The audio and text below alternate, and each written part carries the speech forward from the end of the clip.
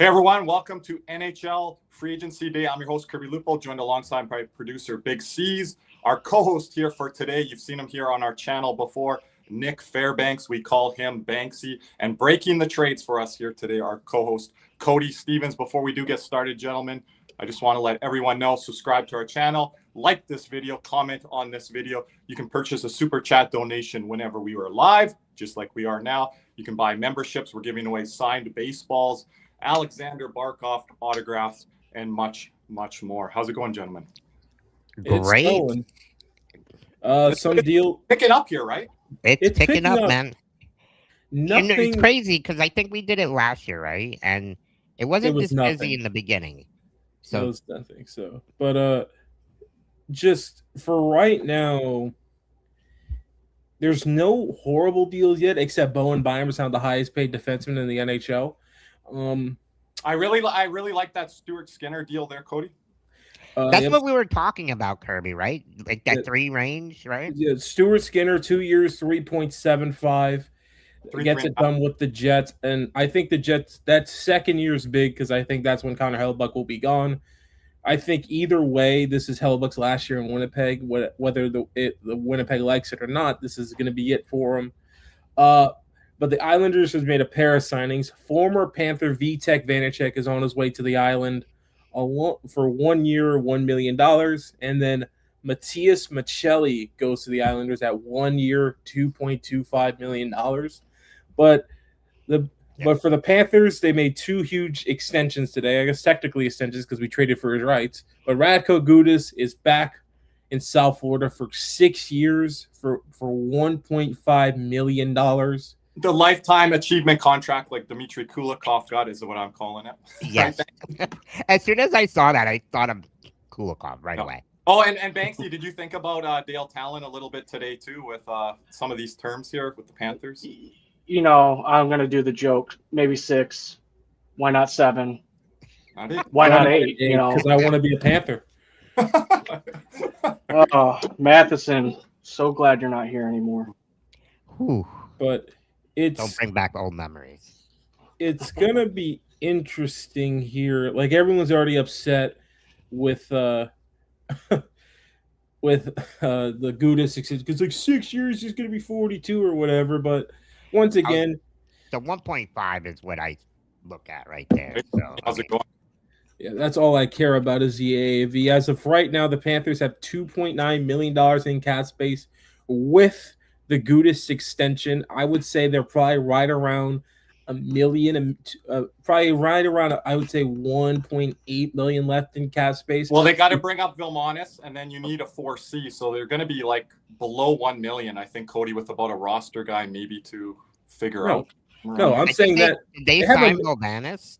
But that extension doesn't kick until next year, so they're still. No, but like for the roster right now limit, they're going to be under 1 million with maybe like a roster spot if they're trying to get a 4C here. So not a lot of space here.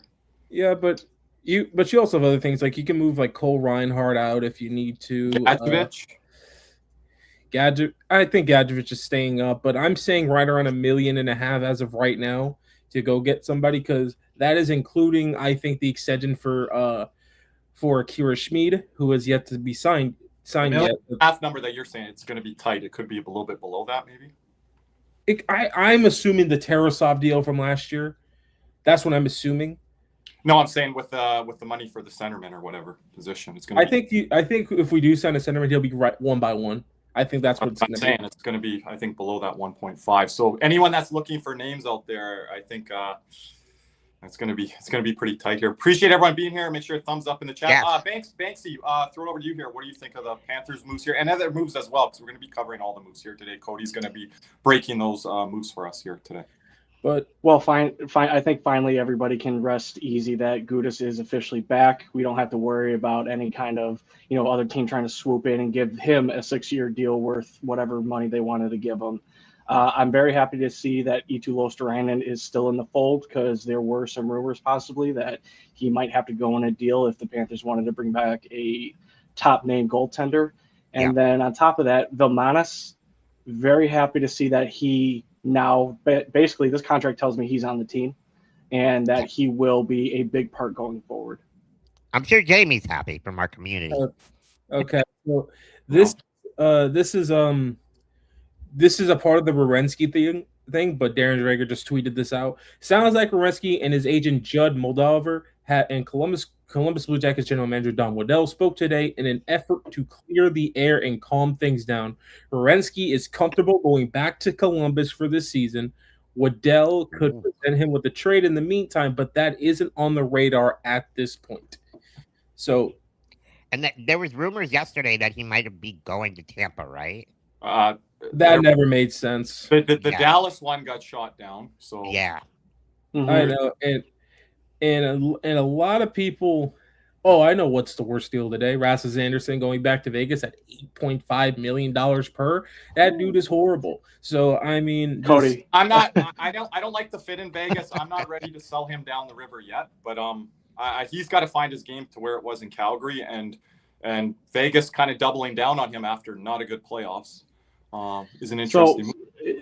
I do want to say that I think Samuel Ersson signing 2 years with Ottawa at 2.2, really?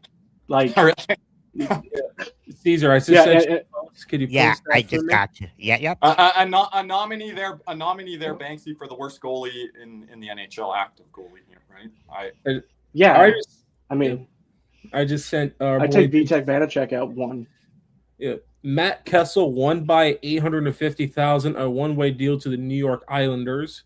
So Islanders with the 3 consecutive signings right here. I just sent C's everyone's favorite J Fresh, the J Fresh card of the one and only Rasmus Anderson, and I just wanted to look at the year outlook. I just want to say something really quick here. Cameron Gauntz, that works for TSN, got to break his brother signing with Boston, Brandon Gauntz. So that was a pretty cool moment today on TSN. Yeah. But look at that L in the top right there. Oh, and the offense has just plummeted. And this is one of the few times I think the eye test kind of matches the card here, because I don't think he's really that great. And I would have moved on from him and got like Kyle Drake with the 20. Thank you, Kyle. Member in our community here, member over on X platform. Kyle always travels. He's always on the road, but he's always listening to the Cats and Rats. Appreciate you, Kyle. Appreciate you being here today. Yeah. Kirby, I wanted to ask, as far as Rasmus Anderson and the big L that Cody just pointed out, do you think that had to do with a lot of his trade speculation and not knowing if he was going to go or where he was going to go? Banksy, where destinations did you see a fit there? Where did you think he might have ended up at Vegas? Vegas was always in on bringing him in. Remember, they were in on bringing him in there, Banksy. Dallas and Vegas would seem to be the only front runners. He wanted to stay out west if he was leaving Calgary. Well, yeah, and I think, honestly, if I were looking at Utah might have been somebody because they have the cap space, and I do think that they would have had the assets, but I think that door basically closed when they acquired Mackenzie Weegar. Not needing to get another mobile defenseman. So anything out west, I mean, I'm surprised that maybe Los Angeles didn't jump in on that, but, they're getting older and older and older as the signings go today. So, yeah, I think Vegas just probably made the most sense. Yep. Caesar's going to be tracking things on the Twitter X platform for us. Anything, any kind of discussion there. Appreciate sharing the charts as well. We'll get into some lineups as well, Banksy, cap situations as we go along. Luke Shen is going back to Vancouver, 1 by 2.25. Well, so Luke Shen there, Banksy, Caesar, Cody, a guy that really stabilized the Canucks when they were going through the early years of Quinn Hughes there. Quinn Hughes obviously now in Minnesota, but they really liked his veteran presence and leadership in that room there. Well, they needed it. I mean, look at everybody who left or, people that they said were leaders that they eventually got rid of. So, definitely a veteran presence that, I think that they can trust. So, I mean, to me, I think this is a no harm signing for the Canucks, and it will provide some stability on the back end for them. And Banksy, they need leaders in that room, whether you're like in a full rebuild mode or what. You need veterans in there for that kind of carryover into when you can eventually get back to maybe playoff contention. And I think Jim Behringer said that last night, that the New Jersey Devils locker room was in shambles. So, yeah, you got to have some stability in there. Yeah. First signing for new GM in Vancouver. So I want to see what they're going to do. I know that they don't have a lot to really play for next season, but if they're going to bring in some veterans to kind of placate, kicking the can down the road per se, maybe they'll actually get the first overall pick next year instead of floating down to the third. That Landon Dupont. He grew up kind of watching the Canucks. He said this shows how old even like Quinn Hughes must feel. He watched Quinn Hughes growing up. So kind of a guy he looked at there in the Vancouver Canucks system. So maybe he replaces him here next year if they get the lottery luck. They've never had the first overall pick. Dila, what do you think of the Skinner trade? Our boy Macaulay Culkin, yup, in the house as well. I like the move for Winnipeg here. There wasn't a lot on the free agent market, as we talked about as Panther fans, who we could acquire in net. It was Stuart Skinner. Obviously, if Bobrovsky wasn't returned, you got Frederick Anderson. See what happens there as well. Yeah. It's pretty slim on the free agent market for a 1A, 1B starting goalie. Right now, Winnipeg can kind of bridge that gap with Hellebuck. I don't think it necessarily, like Cody mentioned, signals anything that Hellebuck's right out the door here.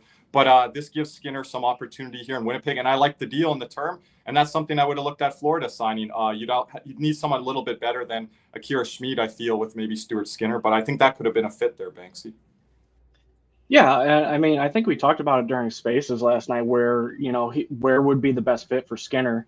I think a lot of people in Florida, or at least fans, were thinking about, hey, if we're going to get a tandem, why not do like Skinner and another goalie?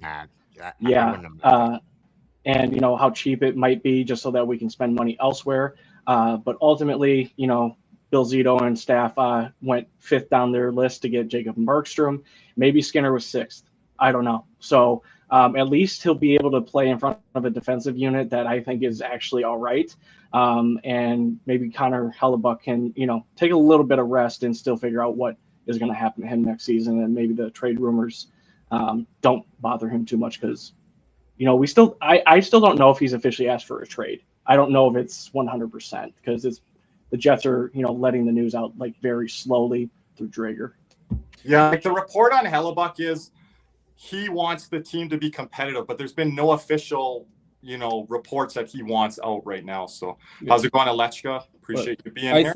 But this Skinner move tells me one thing. I think the Jets are prioritizing Hellebuck's health probably a bit more. Instead of him playing probably 55, 60 games, you can get him closer to probably 50 with Skinner being your backup. He can play close to 30. And if Hellebuck is, not feeling up to it, you can play up to 40. It's just, I think it's something that I think teams with those horses of a goalie need to kind of do. I think that's what Tampa's kind of neglected with Vasilevsky for the last couple of years. Hence why I think Vasily's kind of got a bit gassed in the playoffs, because I feel like a lot of teams are not valuing the backup goalie position as much as you need to. And here's the Canucks salary cap situation right now. I don't think it's up to date yet. But let me see. It's the contract right there. But you can just scroll down. But for the Canucks, it's really not even going to the cap. Nope. It's just you just need to suck enough to get a chance at Landon Dupont next year, because I think he's going to be one. Easily. That was the plan. That was the plan for them here in this upcoming draft, but they didn't get the lottery ball luck. And again, getting that defenseman, if Caleb Mahaltra pans out for them, I don't know if he's more going to be a 2C than a 1C, but able to get Landon Dupont, I think that's a number one defenseman, top pairing guy right away of the future. So that would be a big addition there for Vancouver, as they're kind of reshaping their blue line as well. There's their roster there. You got your forwards, your D, and your goalies. What? So they have a lot of room to play with in 2027, 2028. So, well, and are they going to move off of Peterson? Yeah, that's a good question too. But one signing in Tampa. All right, but one signing in Tampa that I'm very intrigued about is Jeffrey Viel going to Tampa at 5 years, $2.5 million. A gritty guy on the fourth line. I wonder who they're trying to combat right now. Out of Anaheim, they're formerly, right, Cody? A lot of guys out of Anaheim moved. That's why I predicted AJ Greer. If you go look at their roster, a lot of unrestricted and RFA bottom 6 guys, and that's why AJ Greer, I think, was signed to that deal in Anaheim. We'll see how that plays out. I think AJ Greer needs to be a third-line guy more than a fourth-line guy on that new contract. We'll see if he can maintain that. Congratulations, and Jim Behringer called it on the Big C show last night. Shouts out to him for what? The news on AJ Greer's new contract. He broke the news yesterday, so shouts out to him. Yeah, I mean, could we say he got overpaid? Possibly, but he definitely wasn't going to sign with Florida for sure. Yeah, but it's going to be interesting here because Anaheim's big work has yet to be done because it does say they have $40 million in cap space, but they have 2 big RFAs they got to re-sign. Leo Carlson is up, and Cutter Gauthier is up, and those guys could go get $10 million apiece. So, yeah. Our boy Johnny Films in the chat there. I think if he starts any NHL content down the road, it won't be for his hometown LA Kings or for his favorite team, the Panthers. I think it's going to be for the San Jose Sharks. He's giving me Sharks updates around the clock. Yes, Johnny, they're going to be an exciting team. I'm going to definitely have my eye on them as well. But it's going to take time here. You got to make that next ascension jump, and I think San Jose needs to make that jump to the playoffs, and then you kind of go from there. It'll be interesting in the Western Conference how everything shakes out here. See what Chicago does here today. They got to. I've been saying this for 3 summers now, Banksy. What are the Chicago Blackhawks doing? Kyle Davidson doesn't know. Yeah, he doesn't. He keeps, if he's going to keep trading top 5 picks, I hope Zito's listening because that to me was a horrible trade. And then to give him $12.5 million, I understand that the cap is going up and we're in a different age of players now getting like $10-12 million. I mean, that's what Barkov's making, right? All these other contracts we're seeing being signed. Everybody's making more than Barkov, so it makes me feel better as a Cats fan that we have probably the best 2-way forward in the league, and he's going to be paid roughly maybe even half or maybe 2/3 of what all these other guys are getting. What's actually hilarious is with Byram's new deal kicking in next year, he's officially making exactly double of what he's making. He's making 6.25 this year. He's making 12.5 next year. That's exactly double. So, I was gonna say, do we want to pull up their roster real quick? Yeah, pull up whatever you want, Banksy. Just put it in. Which one? Pull up Chicago. Yep, I got you guys. Yeah, just pull up their roster with their cap situation and Kirby. Yeah, this is funny because you know what legendary contract has technically legendary offer sheet contract from 2012 officially would have expired today. It was signed in 2012. Yes. That's going back. I can't go back to the Rick DiPietro or. This is a Team Canada defenseman. Was this Shea Weber? Shea Weber. Yes. His offer sheet from Philadelphia has officially expired today. But look at the Chicago. He got offer sheeted at one point. Yeah, looking at the Chicago Blackhawks cap situation. If you scroll down there, I think there's one big RFA right there, buddy. That's that guy right down there, number 98, Connor Bedard. Yeah. And if he's definitely taken about 15 of that minimum. Yeah. And you scroll back up for a season to see the remaining cap space. Scroll all the way up. Cap space. Yep, just scroll all the way up. Yep. They have $29 million left in cap space, but Bedard's probably eating into half of that. So, and it keep going down here. Go all the way to the defenseman now. Yep. Look at that. Ryan Ellis has still got another year, but Byram going up double his money next year. Alex Vlasic ends up getting trade protection. They did sign Ian Cole to a 1-year, $4 million deal today. Why, I don't know. Wyatt Kaiser at 1.7. Artem Levshinov, who was not looking that great at the NHL level, has 1 more year left. Sam Renzel, a guy who's bounced around between the NHL and AHL last year. And it's a lot of young guys, but you got to give Levshunov some time here. But it's like they have so many accumulated picks where they drafted defensemen there, and you need to balance it out with veterans. And I would think a veteran at a higher level than Cole, he's going to be a good leader. What the fuck? Wow!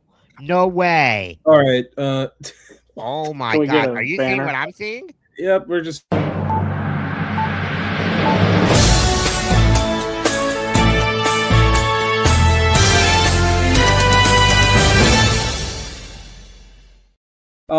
So let's get this on the screen here and let's go to us. San Jose has made another big signing. Jacob Trouba is going to San Jose, 4 years, $8.25 million. Banksy, this is something we talked about here on our channel a lot. I don't know if you have with Armando, but San Jose looking for a veteran blue liner, and they were going to be willing to pay for one probably too. Yeah, I mean, they have a bunch of cap space, and they have all those young guns that, unfortunately, I think that was their, Achilles heel last year. I mean, they could play offense. They just couldn't defend. And they got great goaltending out of Nedeljkovic last season, which to me, kind of surprising after he's been on, that's his third or fourth team now. But I think now Trouba does cement that blue line, and he'll definitely be a great veteran presence to not only help the young guys on that blue line, but also help the Celebrinis and the new 2 draft picks that they just got in like Verhoff and Stenson, or what's his name? Sorry. Stenberg, yeah. And then they got Ryan Lynn with a third first-round pick, defenseman as well, out of the Vancouver Giants, Western Hockey League. So, this is a rich contract, but San Jose can't afford it. They were going in today with $39 million in cap space, I'm assuming, with only Colin Graff as the remaining RFA really to sign in Shakir Mahuka-Madulin. And they needed defense, and they got it. Jacob Trouba is going to probably go back to his minute-munching ways over there in San Jose, playing probably closer to 20 minutes a night and kind of helping out. And I'd be shocked if he wasn't paired up with either Orlov or probably with Dmitry Orlov, or you go with the young guy and you put him with Sam Dickinson to give Dickinson kind of like, a veteran presence with them out there. There are different ways you could go about it, but like I said, I think San Jose, as of right now, to me, if I had to pick my standings for next year, I have San Jose probably the first team out or last team in the playoffs as of right now. Cody and Caesar, make sure you guys are both checking the private chat, especially here today. I got it. Yeah. Also, I want to mention that, like me and Nick, we wanted to build the Panthers defense a little bit more profoundly with a guy like Trouba, but not at this price. So here we go with the Sharks lineup salary. We can kind of go walk through this a little bit here, Banksy. Yeah, so I mean, if you pull up the roster and everything, obviously Stenberg is probably going to slot on that first line with Celebrini. I mean, we'll see. Maybe they want to kind of, usher him in a little bit slowly, but, you have Wenberg, who earned himself a new contract. You have Sherwood, who played himself into a contract in Vancouver, in my opinion. And then you have a couple of other people you still got to sign. You have Graff. I think they're going to need to extend Dickinson, to be honest with you. And then they just got Kesselring that they just signed and traded for. So I think their blue line is going to look great. I think they just need to move off of Orlov next. I don't think he's going to be a fit there probably later in the season. Good points there, Banksy. Just a comment from our member Gabe here. Appreciate being here today, Gabe. Yeah, I said around that number, but if it was a shorter term, maybe that number gets closer to 6 or 7 if it's like a 2-year deal, Gabe. But obviously he wanted money and some term here. And this is their defensive. They need a couple more. Because I do believe Verhoff is going to go to college for another year. And it's going to be interesting here. And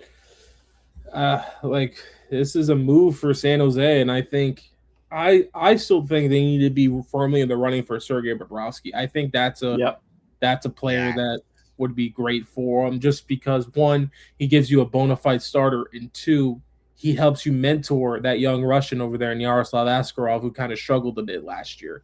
So it's going to be interesting here, but Jacob Trouba is off the board at 4 years, $8.25 million.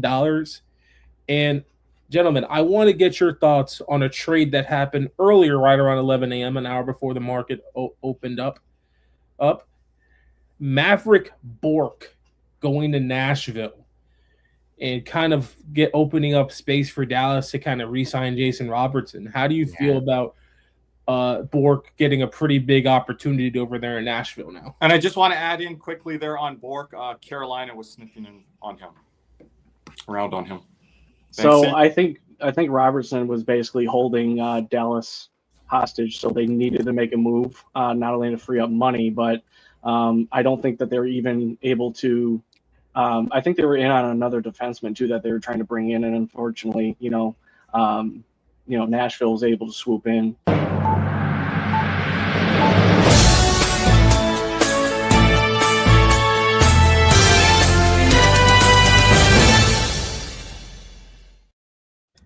Every Panther fan's worst nightmare is upon us. Sergei Bobrovsky's looking like he's going to Toronto. What's official here? Elliot Friedman, I believe Sergei Bobrovsky to Toronto arrival is upon us. We'll see. It's not officially, but all signs are looking like that, guys. If it's Elliot Friedman, it's official. I think this was the worst kept secret. This one kind of hurts. I'm not gonna lie. It doesn't. I could care less. Appreciate you, Bob. Go get that bag, baby. I'm kind of Cody's dismissing it here, and he knows our post-game show for 5 years. This is brought up nonstop. Not only is he staying in the Atlantic Division, he'd be going to the Toronto Maple Leafs. And a lot of people in our community, Banksy, I don't know if you could speak on the community over on the Locked On Panthers. You could speak for the host Armando. They're most hated team, the Leafs. Oh yeah, definitely. This is going to sting a little bit, and it's going to be a mixed feeling exactly when he comes back home. And we're going to cheer him obviously, but it's going to be a mixed emotion. You're going to a team that we dominated, and basically put back in their place, and now they actually have a goaltender that could probably play for them for maybe a year, maybe two. But I expect this is going to be a high dollar amount. Yeah. Do you guys wonder, like I thought before this year that maybe Edmonton would be a team that would possibly go after him. Yep. And a lot of people said he's not going to go play in Canada. And right? Edmonton was on my list for him. But Edmonton screwed that up when they panicked mid-season and went after Tristan Jarry for some reason.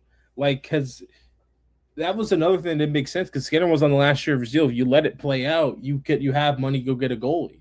Except you're tied up 5.25. Yeah, Die Hard, I mentioned this earlier in the night. You didn't hear me, and then you reiterated it later on. That's going to be interesting on the jersey number thing there. Bob's going to maybe want a Rolex there, Caesar. Maybe a vehicle. I don't know. The kid, he's like, kid, you're going to have some money here, so you better give me something. Oh, McKenna has that NIL money, so we'll see. Give me that NIL money? Is that what so does this mean that Paul Bissonnette is back on the Toronto train? This deal doesn't make sense to me if I'm Toronto. It really doesn't. It does for me for leadership and saying, hey, we want someone there that we can entrust in. Yeah, that's why I think they're looking at this. I agree with that. For direction. They've been directionalists with their leadership core, Cody. And this helps in the short term. We do have to say Anthony Stolarz played pretty well as a backup for Bob. So yeah, but here's my issue, though. You need to let the young guys go. Well, that's what one of them's gone here.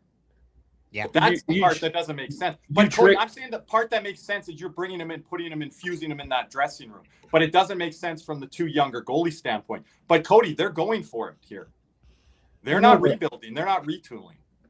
The other thing too, given his word to them. Here's another indication. I just don't like the fit because one, I don't think Bob can handle that media pressure. I really don't. Mm-mm. Where everything's under a microscope, and everything is going to be put in the newspapers and everything and stuff like that. Remember, he deleted social media a couple of years ago because of the same reason. I always thought LA was a better fit for him because LA kind of fit his window a lot better. and he could go play with Artemi Panarin still, and he can go to a bigger city. It's still saying a big city because you know how Russians love that big city life. It's just I never understood the fit because now you're going to have to move off of one of Hildeby or Akdyamov. Thank you for the super chat. What are you hearing for a fourth line center, guys? Whoever the hell's the cheapest. Oilers. Before it was a wish list there, Adam. Appreciate the super chat, by the way. But now I think it's going to use just for 1 second. It's going to be.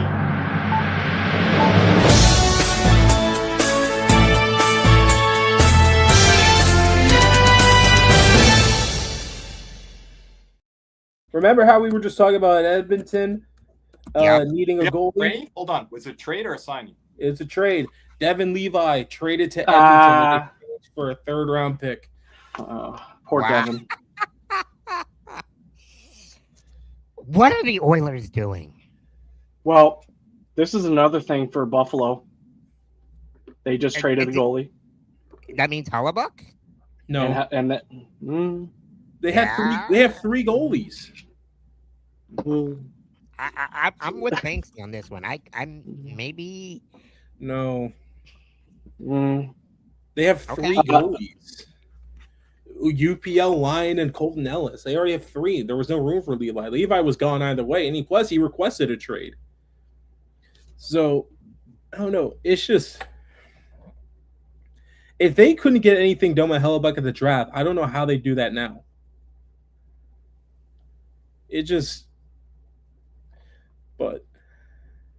So I wanted to go back to Bobrovsky to LA. That's something that I definitely thought was a better fit. Go play with your best friend. You're on a team that has a new coach that has a good defensive system, and he proves that he's very good in his first season with the team. I just think as of right now, with all the money that they've spent on guys who are 36 and older right now, Bob probably would have wanted a lot more money than they were willing to give, and they still need to fill out their basically their lines right now because they have Byfield as their 1C, Lafreniere as their 2C, Haula they just signed as their 3C, and Hellenis as their 4C. I don't like their wingers outside of the first or second line, and they're not as deep. And again, as I said, they're getting older. So I think that's probably why Bob decided not to go there. I mean, Kevin Weeks reported it's a 3-year deal, but what the hell's the AAV? I was gonna say for Bob, right? 3 years? I think 3 years, 7. That's didn't Florida lastly offer 3 years, $21 million? There's no way it's lower than 7 because Florida would have done that. Last I heard, Bill Zito offered 3 years, $21 million. It'd be funny if it was 3 by 10. That's crazy. That would be insane. Let me see their cap situation. Toronto has. Do you like Banksy? Do you like my emojis here for Edmonton? It's time. You didn't dig in last year. Got to dig in now. So they're going to ruin another goal. It is 3 by 7. For Bob? It is 3 by 7.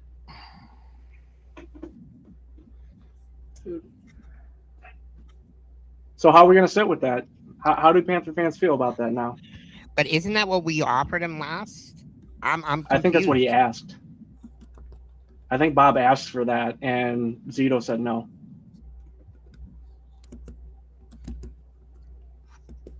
I'm shocked. Yeah, I'm still waiting for the signing to actually show up. Yeah, there it is.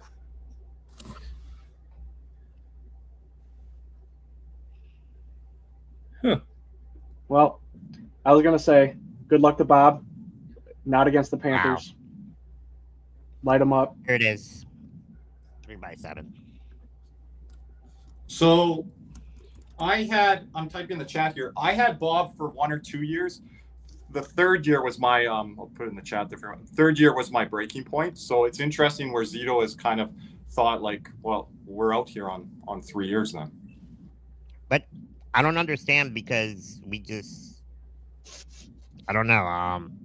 Gave Gouda 6 years and Etru 8 years. That's different. Yeah, but here's the issue, though, C's. Those were low AAV numbers. And Yeah, your defense, right. your sixth defenseman isn't your starting goalie. So if you don't have faith to that degree or level, if you're starting goalie, then they said we're not going there. And people are gonna, and I see people in the chat going, "Why didn't we give Gouda 6 years, but we couldn't give Bob 3 years?" I'm pretty sure if we could have gave Bob 3 years, that's what we could have gotten done. But it just seems like, and the reason why we gave Gouda 6 years is look at the AAV.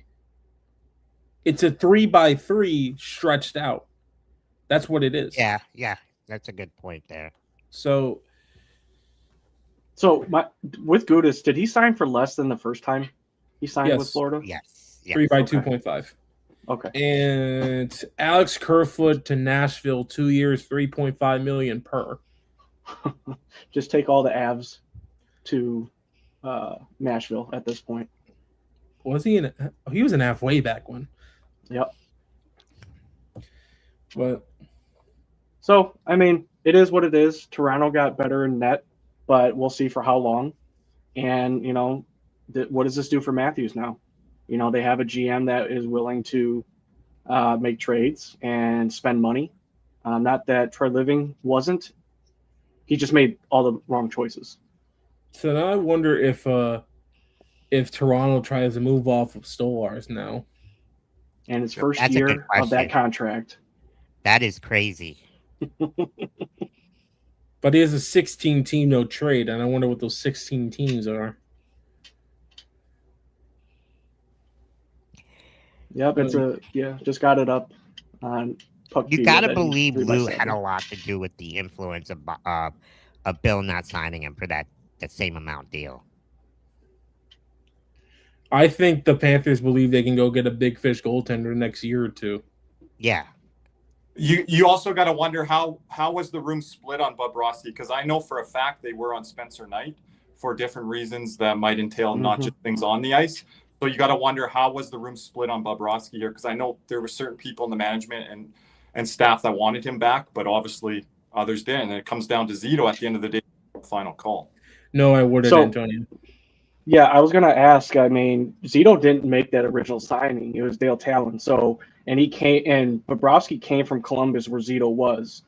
They didn't want to give him the money, and I don't think Bob was going to sign there anyways, but he had to inherit that contract. So I think his thought process was either we're going to move off of Bob and try to buy him out and he starts playing, or, we'll let him go at the end of his contract. We don't want that. We don't want the contract hanging over us, or we don't want to continue to pay somebody that's not worth the $10 million that we paid him per year. I don't know. Does that fit? I get what Kirby's saying about the whole leadership thing, but it's just like the fit from player to team just doesn't seem right. Mm-hmm. Well, the other thing, too, that we mentioned is that Bob doesn't like competition. So if they keep Stolars... Going back to what supposedly Bill offered him, a 4x20, wouldn't you take that if you're Bob? Well, I mean, obviously, the 4x5. The 4x5. I don't know. You're leaving $1 million off the table, I guess. But Toronto and taxes, I mean, that's ultimately your. But another thing is did Bob really want to stay too? And that's another. Did the negotiations get testy? Yeah, that's another thing. Is this a thing where Bob's like, "F you guys, I'll show you," for lowballing me? I don't know. He lived up to his contract the final 3 years. The first 3.5, 4 years was the worst contract in the NHL. So I think we met at a good place in the end. So no hard feelings, but it's time to move on. And Florida Panthers are better for it now. It's going to sting some Panther fans, but I understand this is a business, and it is what it is. Good luck to Bob in Toronto. We appreciate everything he's done here. Mm-hmm. One thing I did bring up about Markstrom yesterday is how long is it going to take him to basically assimilate or acclimate to Florida Panthers and their system.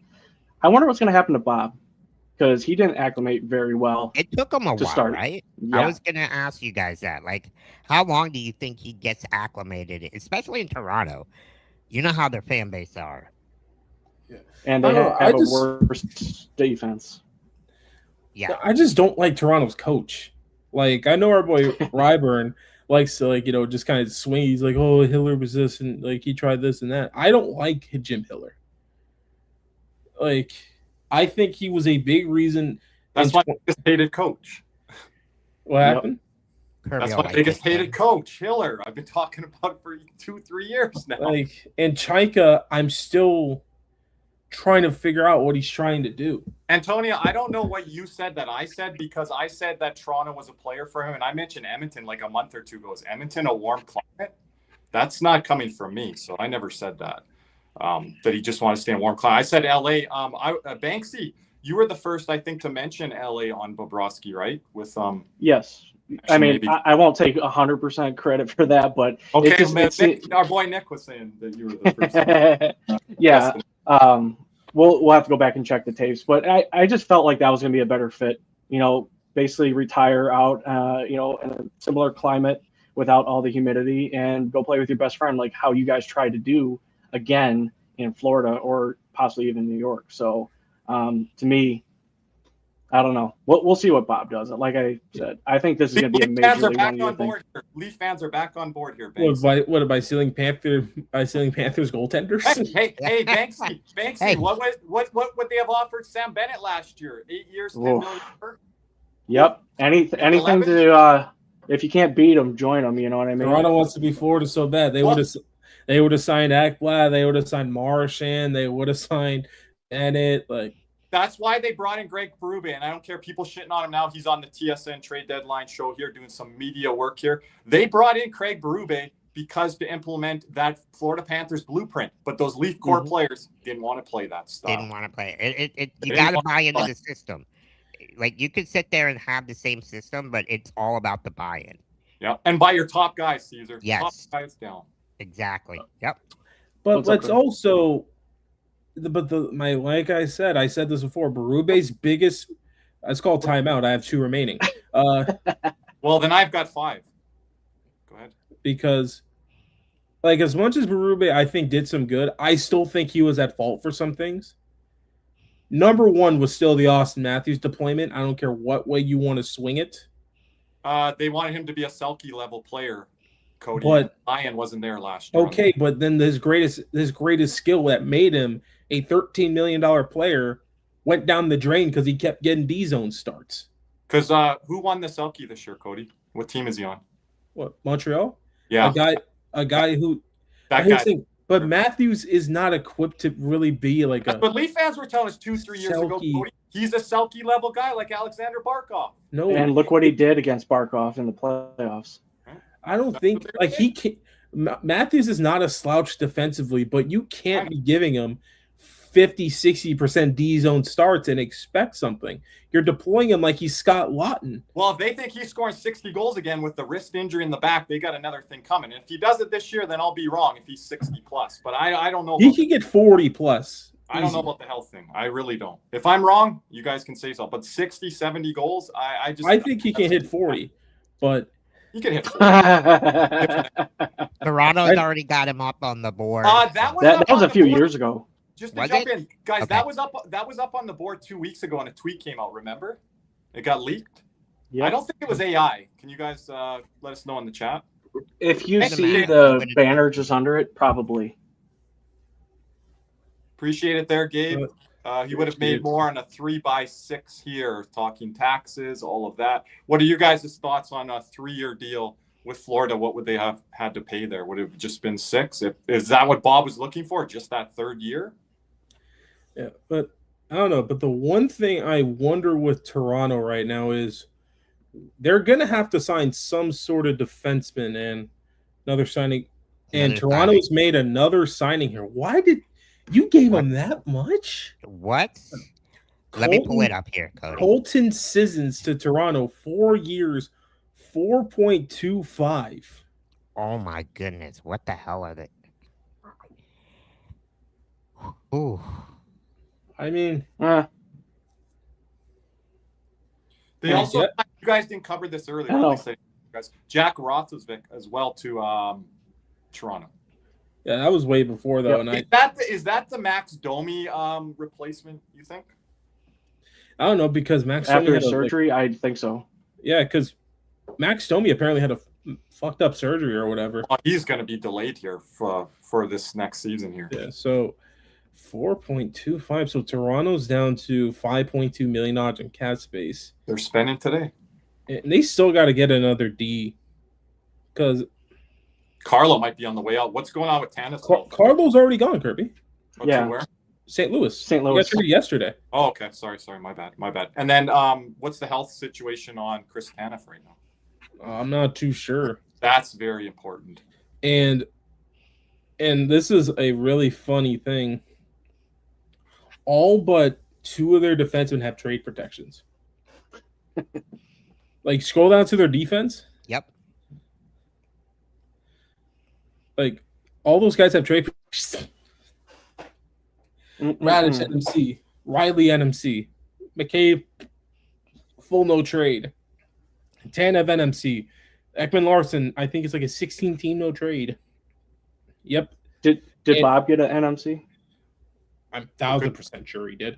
How that works out. And maybe the Leafs would be smart if they have something on the last year where there's not no movement or no trade there. That would be kind of a smart deal on the Leafs end if they could get something on. Kind of like what Florida does. Yeah, like at the end, but just like specifically on Bob because of the age and what you wonder what he'll be this year and then the next season. Like that's what I thought about. Like the buyout could be in year 2.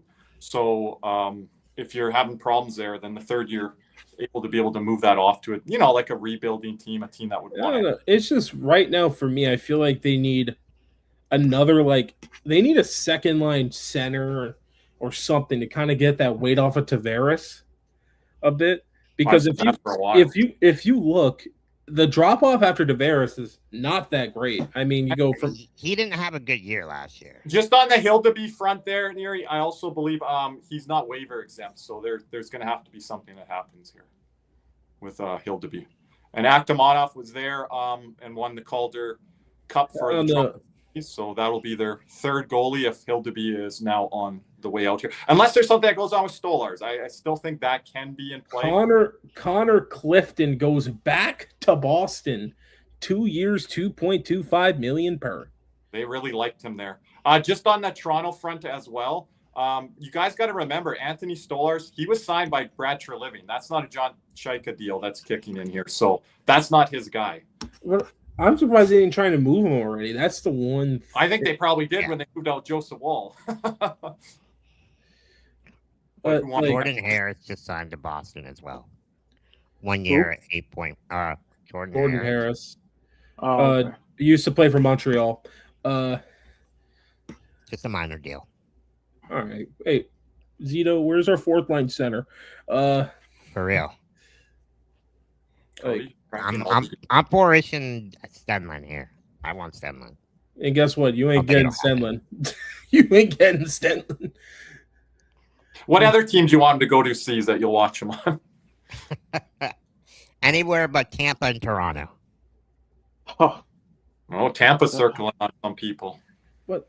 I don't know. They haven't made any moves. Really. They want John Carlson because of the replacement for Radish. Yeah, but are they going to pay what Carlson wants? I think so. Pierre LeBrun was talking on it, and we talked a little bit about it earlier. I think we mentioned it betting to Calgary.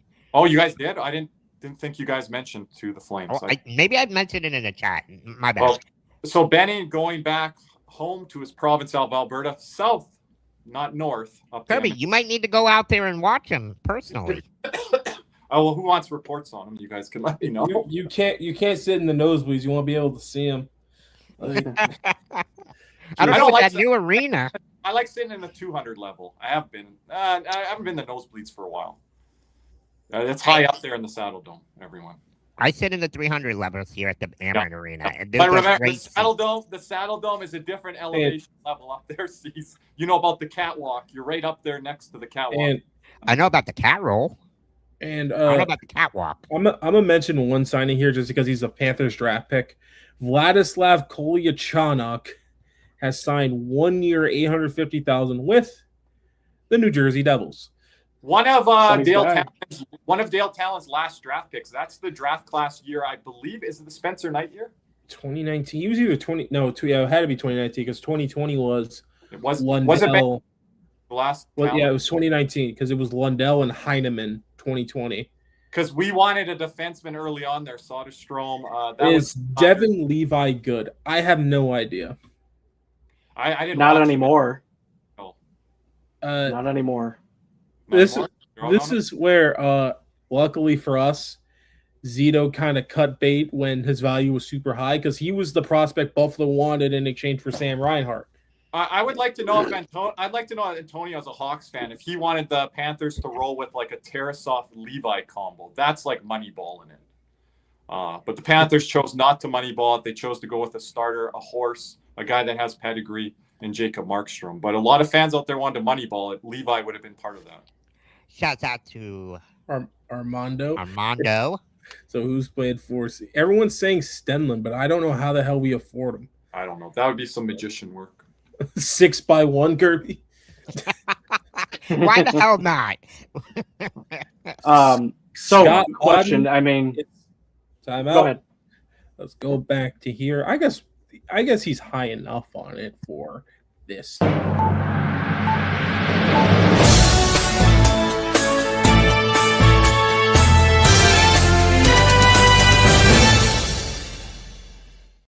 One 4C target that would have been expensive, but he is off the board. Scott Lawton is going back to LA. Holland really is terrible. See, bring up the LA's Puckpedia. I really want to see that one. Yep. Oh man. All right. Well, there's their 4C for sure. And he's probably one of the better 4Cs in the league. I expect right around the AJ Greer number. If it's higher than that, then I'm not too sure. But looking at their depth chart now, yeah, they definitely needed a. Well, let's see if he plays 4. I mean, I know they just brought in Hala to be 3, but he's very streaky. Cap space right now is 6. That's before the Lawton signing, so he's probably at half of They that. give him 3. Whew. Oh my God, they did not give him 5. Please tell me they didn't give him 5. Unless that's his old. Okay, I think that's his old. That's his old. Okay. We're still waiting on the AAV Kirby. Scott Lawton heading back to LA. We will see what the number is. But if you scroll down here, this is their forward core. I'm going to say this now because I think this is a huge year for this player. This is a make or break year, in my opinion, if you're Quentin Byfield. No more Kopitar. You need.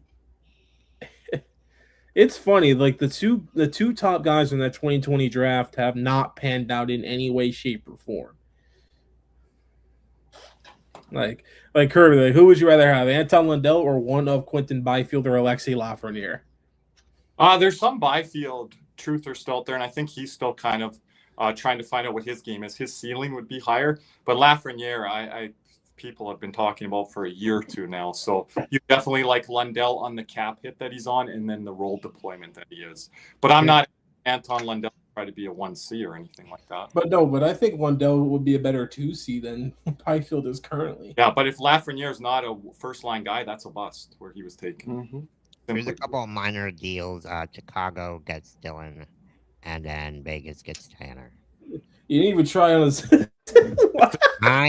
You guys know me and Tanner Lashinsky and Dylan It Anhorst. was like Tanner Janot. Okay, go ahead. Caesar said their first names like we knew them. Caesar, we know players, but just first names or one name. Like I'm not doing a clickbait here, guys. You're gonna throw us throw us under the bus because we'll say some other guy that nope, that's not the guy. Don't worry, C's. I'm there with you. I'll just say the first name, and you're like, "Hey, help me with this last name. I can't say it." Like, I ain't gonna lie, Caesar said their first names like we knew them. It's not like you guys. Or, what would that be? It's like Panthers were in on Tanner. It's not like a guy. It's not like guy goes or King Hendrick. Okay, I know who you mean when you say it. Like, you know what's funny? When you said Tanner, you know where my mind went instantly? It wasn't even Janot. Tanner Glass. I was like, fucking Tanner Glass. The hell? He's coming back. No. Is there any other Tanners we can think of? Not in sports, no. Not like in hockey. No. I know a bunch of Tanners in my life, but I know let's see. Gotta be a bunch house, the Tanner family. That's pretty much it. Yeah. Takes us way back. Man, right? I'm with you. Yep. Oh yeah, there we go. I'm not gonna lie. Whenever I saw Full House as a kid, I knew it was time to go to bed. But it's just at night. Yeah, that or Lowrider. Lowrider. If you know, you know. If you don't, well, I don't know how you don't know. You have to know that one. Yeah. But it's, I don't know. I'm like, what? But as of right now, I'm gonna start bringing these up here because it's just a good visual instead of the puck or the Puckpedia. But this is Toronto's lineup as of right now. Wait, hold up, let me refresh. There it is. There's their current lineup as it stands. With Matthews, Nice, and they're putting Roslovic up there. With McKenna, Tavares, Nylander, Dakota Joshua, Bogrul, Easton Cowan, and then their fourth lineup, Steven Lorentz, Colton Sissons, and Michael Bozzetta. I don't see how. I mean, Bob. He's gonna. You think Bob let in goals last season? Yeah, I was gonna say. I mean, I'm just saying though. Me and Kirby could speak on Jim Hiller. The one things I don't think of when I hear the name Jim Hiller. Oh, Toronto got another one. Teddy Beluger is heading to Toronto. Yes. There. Always 7 million. Our boy Nick checking in on lunch break here, Nick. We missed you here today. Teddy Beluger to Toronto. So another fourth one. Just to jump in, Teddy Beluger, isn't he kind of an analytics darling? Is that why Chike is looking at him there? I remember him being that. Like 3 summers ago when he was with Pittsburgh, I believe. I feel that could be some analytics stuff here in play. Metric stuff here, Banks. Yeah, our boy Ryburn typed in our chat, Kirby. He says, I want some toughness. I haven't seen it yet.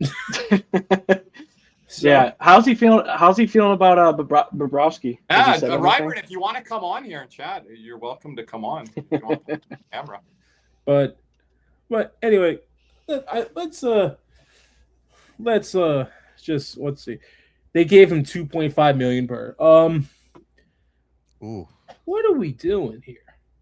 Well, Chaka with his 6 screens. Shout out to our boy Jim Berger. Like, what are we doing here? Like, do they know where they're moving Morgan Riley yet? Yeah, boy, where are you going with this goalie department calling up a prospect? Because I think the Markstrom, Stein, and Schmid, we're only doing that in case of an injury.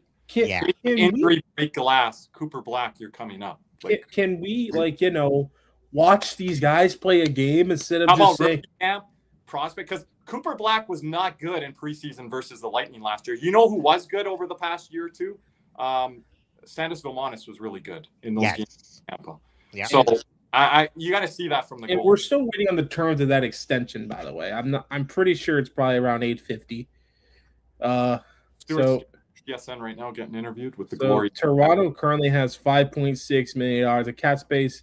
and they still have to re-sign RFA that they acquired from Philadelphia, Emil Andre. So, well, long term there, you boy, and then 1 year. Those are two different things. But this team's in like a win now window. So this year, I don't think they're looking at too much of the prospects unless they really pop in camp. But again, Paul Maurice trusts in the veterans. I don't think that changes with goaltender. Rob Tallis and Roberto Luongo, they're veterans of the game. They're not leaning on a young guy.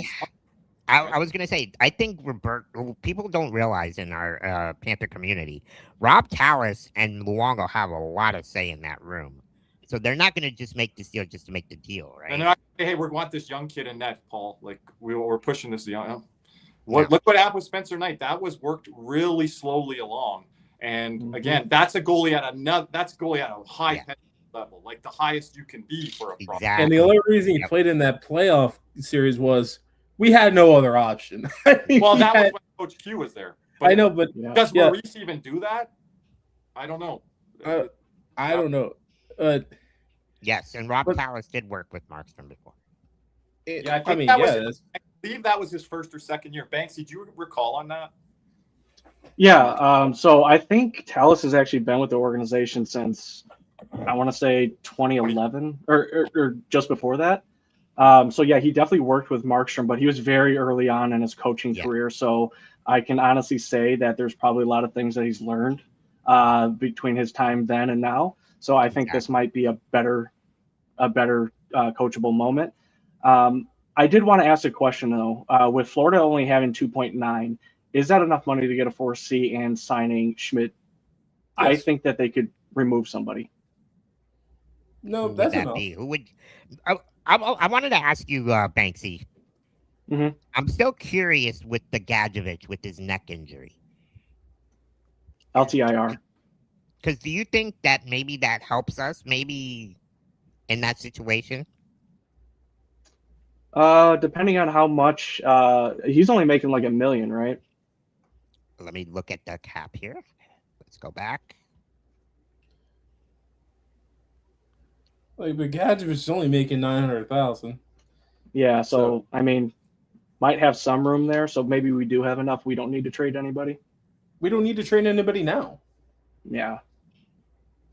I'm just wondering if we're gonna get somebody who's actually gonna be worth it on the fourth line, because it's been such a been such a thing for Florida. So 905, yeah. Here's the thing. And here's why I'm not too worried about it, because here's the thing: whatever 4C he's getting, it's either 1 year $850,000 or 1x1.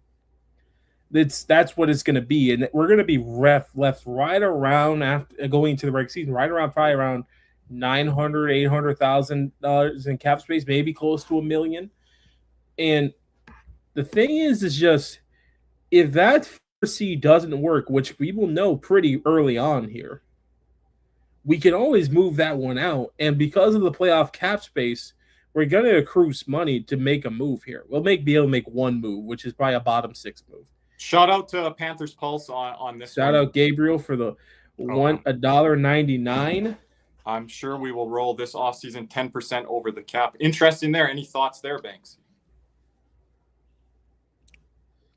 About the $1.99? 10% over the cap. Well, I mean, I think it does help out. It will give Zito a little bit of space, and he'll be able to retool where he needs to, whether that's going to be defense if Bracco Gudis is going to be healthy, if Kulikov's going to be healthy. But again, as Cody said, if the 4C we signed doesn't work, then we're going to have to move off them and bring up somebody either who's younger that's within the system, or go out and go get somebody. Kirby, I can't believe you said this. This is the greatest name ever. I actually was watching a YouTuber, because I get into like these food critics that end up eating food. Post that last Saudi, please. It's the greatest name ever. Okay, hold on. I'll get back to my dog. He knows what you're talking about. I don't know what you're talking about. No, I don't know. I just wanted to post this signing because this name is amazing. Oh my gosh, here we go. All right, going to Vancouver. And forever. Please don't ask me to say this name. Going to Vancouver, Trey Fix Volnowski. Okay, if Cody has trouble saying that the name, real? you know it's hard. That's real. Trey Fix. Give us pronouncers then. Chat. I mean, Trey Fix Wolanowski. Like, or no, actually, no, it's Walninski. There it is. Yeah, Elliot Friedman, Antonio. My favorite all time is Bob McKenzie, the Bob Father. It's the Bob Father. Yeah, and I like Pierre LeBrun, Caesar. Shout out Cowboys Nation. We'll have to get him on a Cowboys live show. Yes, and Kirby and I were, you guys tune into my podcast tomorrow. Yep. We have a special episode for any Cowboy fans. Yep. Kirby and I had the privilege of interviewing Zach Wilchuk from 103.5 The Fan, who also works with DallasCowboys.com. Really awesome episode there, so can't wait to put that out tomorrow at 1. Well, to our boy Jose Navy Knoll, our boy Nick Levine, and everyone else. And I forgot to tell Kirby this, but Kirby, happy Canada Day over there north of the border. And first, I might not see my message. And for baseball fans just like myself, happy Bobby Bonilla Day. There you go. Yes. And I want to say this on the World Cup. USA has a game later tonight. Bosnia playing on Canada Day, and Canada will be playing on Independence Day on July 4th. So that's an interesting little. It is Man. very. The U.S. will be Story, playing. man. We're all coming together. We're coming together. Hey, listen, but We are family. Oh, there's Jose. Got excited. Yep, just dropping tomorrow, Jose, on Caesar's channel there.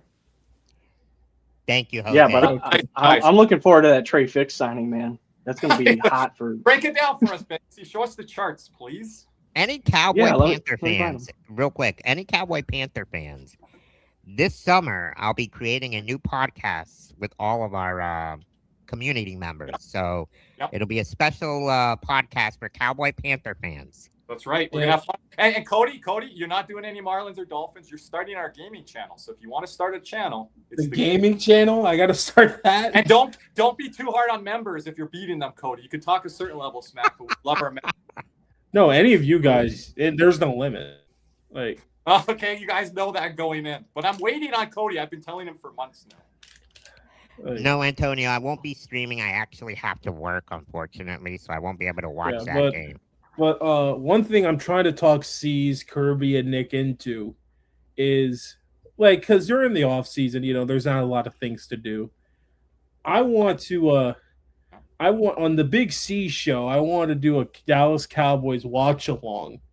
Oh, we're gonna do it. And but if you come on, I'm impartial. I'm gonna call it the way I see it. I don't know, because you're the moderator. But here's season. Whenever I made fun about Dallas, I've never made fun of them. I've only called it the way I've seen it. If you guys are playing good, I told you guys you're playing good. If you guys are playing like dog shit, I told you guys you're playing like dog shit. I've never called you guys and made fun. I only call you guys at halftime to get a pulse of the game. I don't make fun of you guys. When I've never done that, I'm not one of those. Alechka with the 10. Thank you so much. Appreciate Alechka. She's become a big member here in our community over the playoffs. She's been here on our live streams. Yes. Appreciate Alechka. Really appreciate Alechka. But yeah. Go ahead, Banksy. Go ahead, Cody. No, Banksy, yours is way more important. So about Trey Fix over here. So definitely an AHLer. Last season in Hartford, 72 games played, 31 goals, 24 assists. He's 5'7", and he's going to New York. 5'7"? I'm taller than him? Oh, wait a minute. Sir. You mean I'm almost as tall as him? I'm taller than him. C's, let's get you a contract, baby. Chris Drury's giving him out, apparently. He is a right winger. I thought he might have been Trocheck's replacement, considering how short this guy is. So, I don't know what to say about this signing. I don't know what Drury's doing outside of going to get what's his name, Dorjiev. Guys, there were some comments in the chat. 4C guys, Yeah. if you go up, there's some comments there. I want you guys to talk on it. Cody, Banksy, there, Caesar. Glenn Denning was one. There's some other ones. No, Erod was gone either way. Yeah. Let me. Glendening would be great for defensive zone starts, much like a Stenlund. I think Kirby would love Glendening because I think Glendening's been one of the. I want Lars Eller at this point. You know what? I haven't done this too much, but I want to do it now.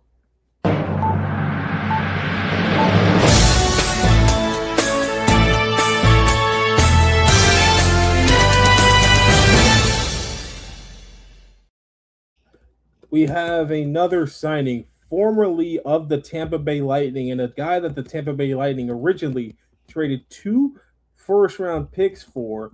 Oliver Bjorkstrand is heading to the Big Apple, signing with the New York Rangers. Big move. Big move. It's a huge move, but I just wanted to click the button, so we're going to do it like that. But the thing is with the Rangers, Kirby, and I'm really questioning this. I wonder if the Rangers are going to fancy themselves a playoff contender with how bad the Metro is, and with the horse you have in the Igor Shesterkin. I don't think you can ever really count out the Rangers year to year. You don't know what you're going to get. Just on Jose's super chat, appreciate all the super chats coming in. How about LeBron to maybe Toronto? Toronto winning the summer here. Sergei Bobrovsky, Kawhi Leonard, the glove back to Toronto. I will say Toronto's sports scene is on fire right now. I will say this on the Kawhi front. He should have never left Toronto. He should have done. But you can't blame him either. You can't blame him. His uncle wanted to go home. He wanted to go home. He lived underground for the whole year. So hopefully he lives above ground. Yeah, but the fit of Toronto but at the time, that fit of that team, the way the city rallied around him and everything, he was the face of Toronto for that entire year. It wasn't Austin Matthews. It wasn't Mitch Marner. No. It wasn't Vladimir Guerrero Jr. It wasn't Bo Bichette. It was Kawhi Leonard. Yes.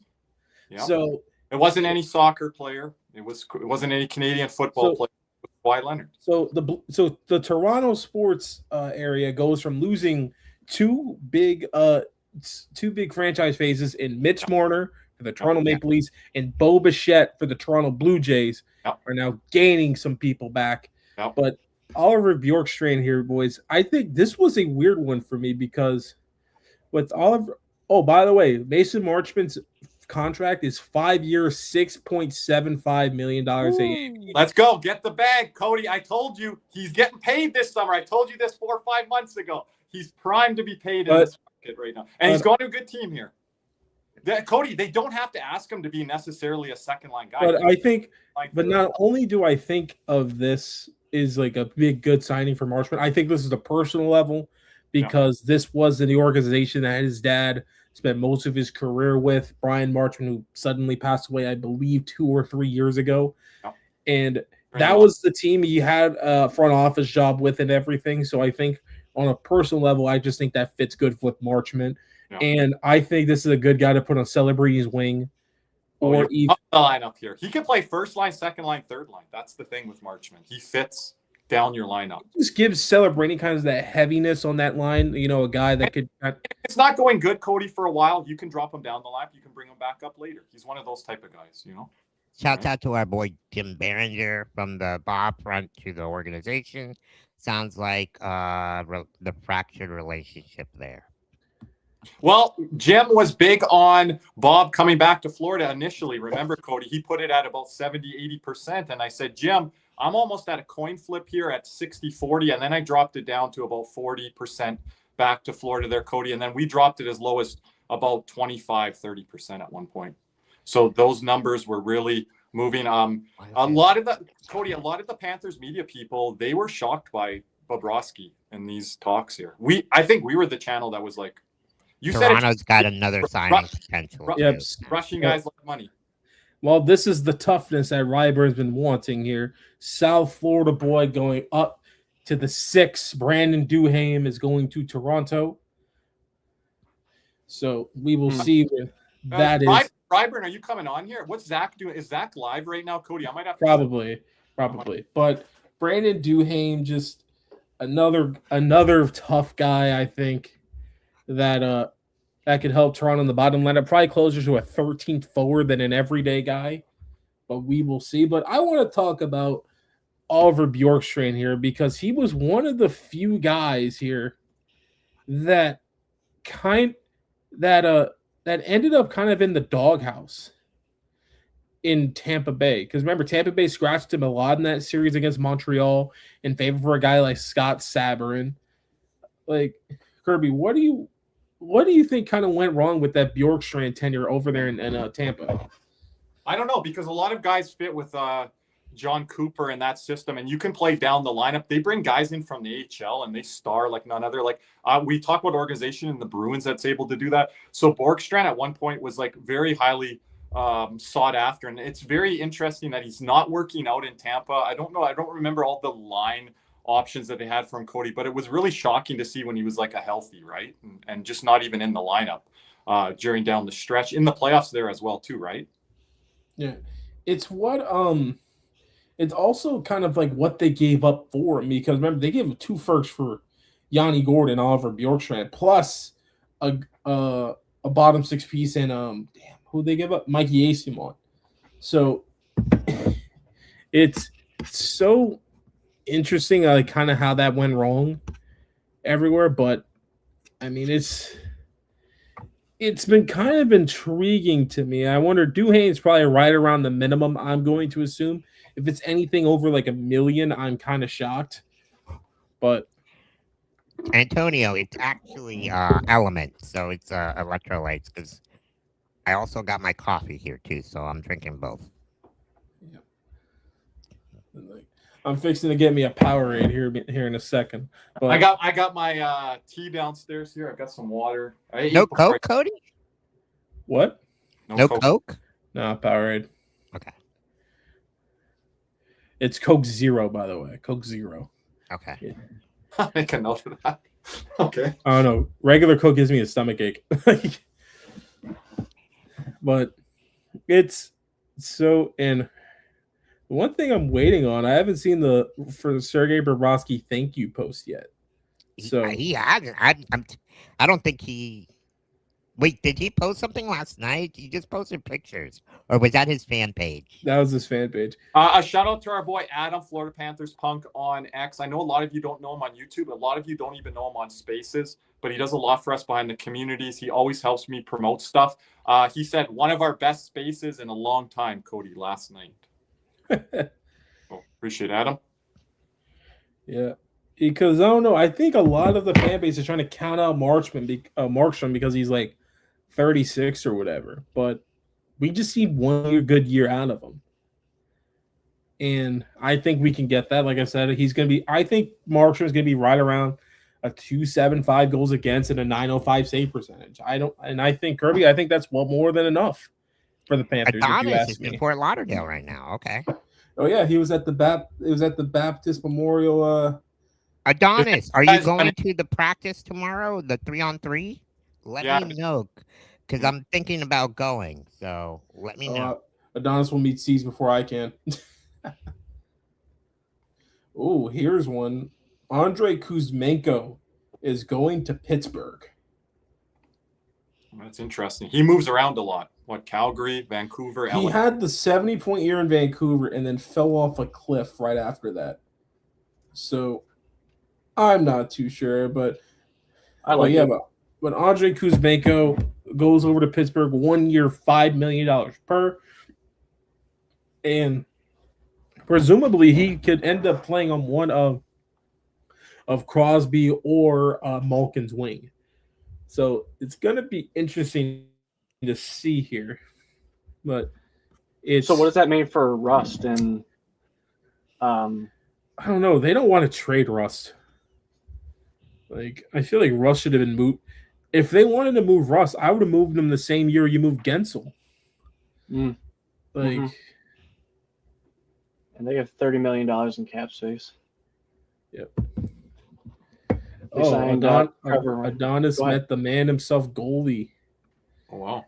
And took a picture with the one and only Jameson Olive. So, I actually will be having Jameson Olive possibly next week on the Big C show. So shouts out to Jameson. Jameson. Right.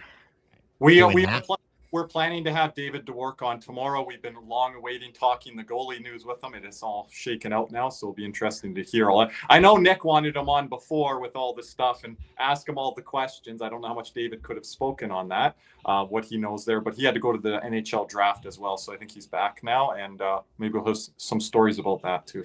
Yeah, but now that we have everything figured out, because we were going to have him on last week, but we're like, oh, we're gonna let's let them figure this out.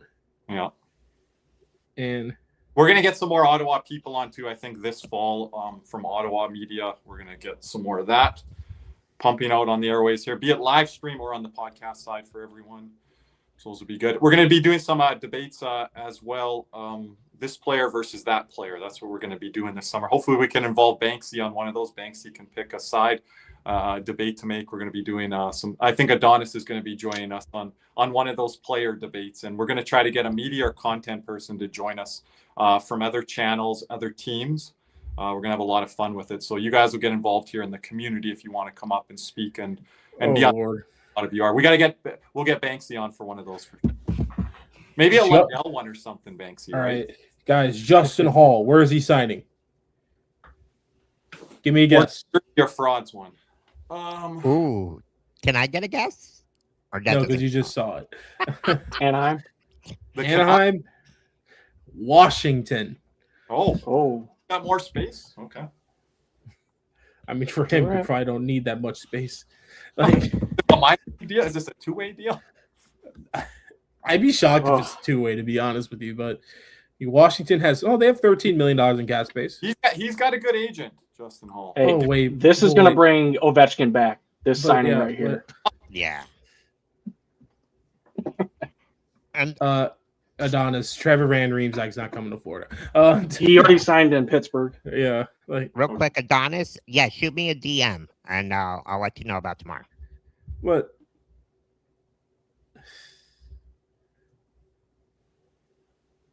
So I do want to bring up something Armando did tweet. So a lot of probably what happened with Bob was not only the money. I don't think the Panthers wanted to go past 6, but also the way that the Panthers construct their roster. So I think Florida either goes with 21 or 22 players on the roster when they could have 23. And I think Bob would have messed with that up, not only money-wise, but also with how they were trying to build up the roster. So, with how Zito constructs this team, he probably knew it probably wasn't going to work. Shout out our boy Ben. Ben, we do have to re-sign him, but it's probably gonna be like a 1 something million or something. So they're probably gonna have that figured out. But I'd be shocked if Bob plays for another franchise after this. But I wonder how this is going to end up. Is this going to end up kind of like Ed Belfour on the Leafs? But Ed Belfour was pretty darn good with the Leafs. Then who am I thinking of? I'm trying to. I think Belfour fell off after. Did we have Belfour after the Leafs? Yeah, we had Belfour. Yes, and he was great. On the Leafs. Yeah. He fell off probably with us at the end, right? Yeah, because he would. Fire truck. Yeah, because he pissed on a fire truck. Can you pull that up, C's? Can you pull up the Ed Belfour picture of Billy Peltonen, fire truck? Or getting arrested. And which one? Billy Peltonen and Ed Belfour getting arrested. Man, they looked rough. Banksy, remember? I can remember the taco meat. But anyway, before as C starts looking for that, let's hear a word from our sponsor, Caneswear. Panthers fever is here. Are you geared up? Caneswear in Davie is the place for all your Florida Panthers needs.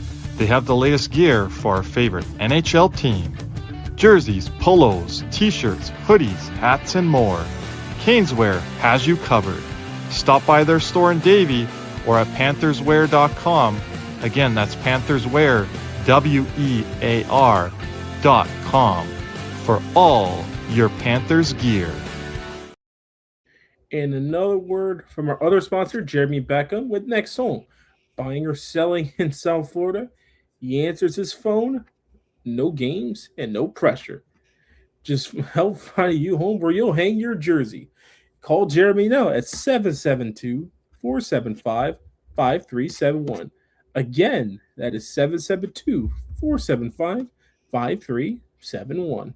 And again, congratulations to Johnny Boy Films on winning the Anton Lundell autographed signed frame photo. We're going to have many other giveaways. Subscribe to our channel, like this video, comment on this video. Appreciate all the super chat donations coming in today. Sees, if you can throw up all those super chat donations here after we go back to full screen, just to give a shout out to everyone there.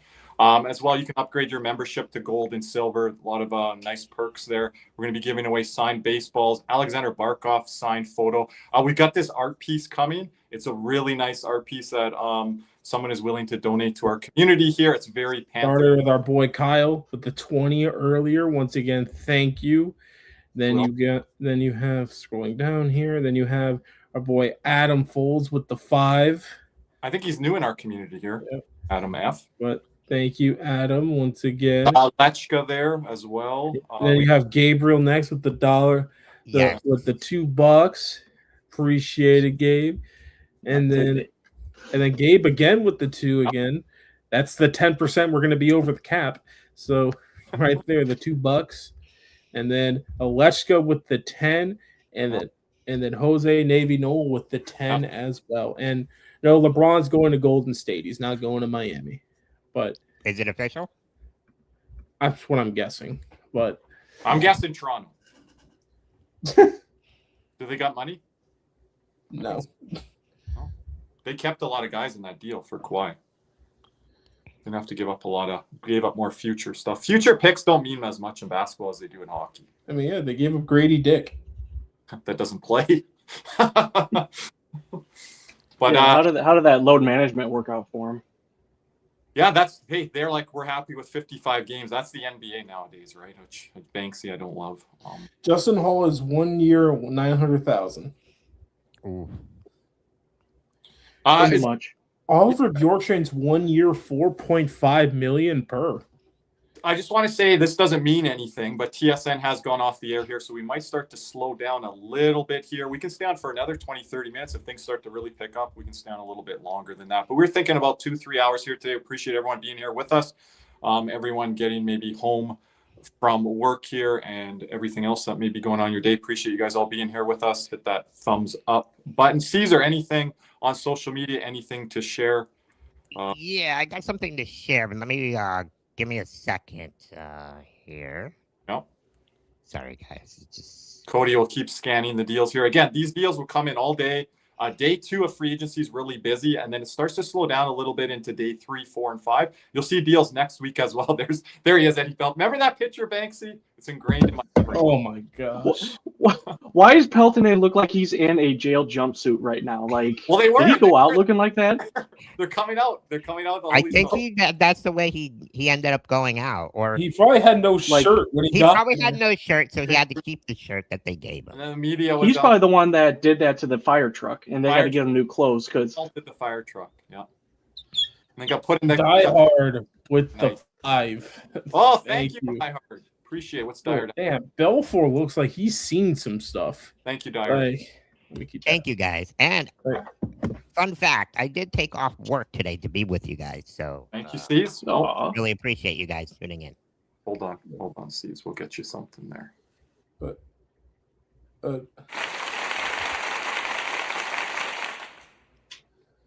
So I wanted to go. Still available. You have Anthony. Was that Banks? You have Anthony Mantha, John Carlson, Patrick Kane, Claude Giroux, Vladimir Tarasenko, Boone Jenner, and I'll probably throw in Mr. Evander Kane. We'll see where he goes. Evander Kane. People want the Panthers to grab Evander Kane, and that will never happen. A couple others I mentioned, but that will never happen. Never, Cody says. Clip it. That's actually Cameron's. Clip it, Die Hard. Kirby, that's Cameron's guy. He's always wanted Kane here. So. Oh, really, Cam? But here's the thing. Also, a lot of people in our community that want Patrick Laine as well. It doesn't mean I will. Listen, you want to know why Evander Kane won't be coming here? Why is that, Cody? Who wears number 19 for the Florida Panthers? I thought you were going to say something legal or whatever, that he can't cross the border or something. But He can. No, that jersey number fight would be wonderful to see. No, But I mean, Evander wears 91, but still, like, Cody, there's a lot of noise with the Panthers anyway, with everything going on. Like, if they added someone like that, it wouldn't shock me at this point. Yeah. Like,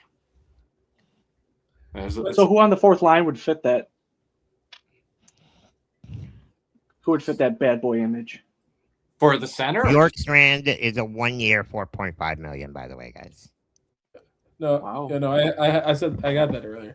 So, Think on. but we haven't really had that many. Like, when was the last time a Panther really got arrested? Was it Belfour and Peltonen? You going that? Probably. Probably. I mean, when they were with the Panthers, or just a former Panther? No, when they were with the Panthers. Okay. Yeah, I don't. Yeah, I think it's been a long time. Well, who's the player that Close a couple Go times?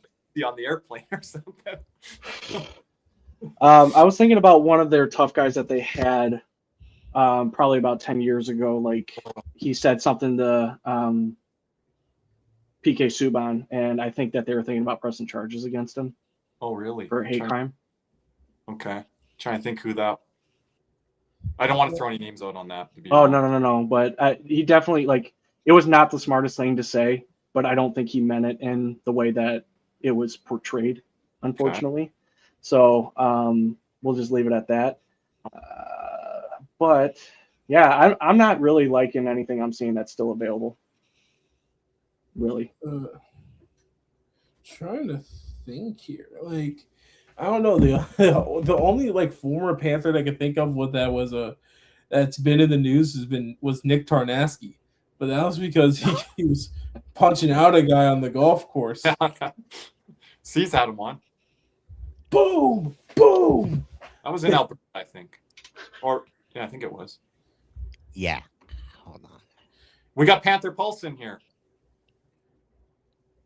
Sundqvist, Abels, Glendening, Curtis Lazar, Lars Eller. My guys are Sundqvist #1 because of the age, and then if we're going really cheap there, Lars Eller there, Pulse. Those are my two that I wouldn't mind having. Curtis Lazar, junior legend in Canada, never quite met it in the NHL. Luke Glendening, great pro. I can see a guy like Paul Maurice liking him and the coaching staff for sure. You've talked on Abels a lot, and you've got the charts over there over on Instagram. Make sure you guys drop FLA Panthers Pulse a follow. He put a lot of those up on our show, and then he's got them over there on his Instagram page as well. He probably has some of that pinned as well, so you'll see it to the top of his. One team that's extremely quiet right now, Carolina.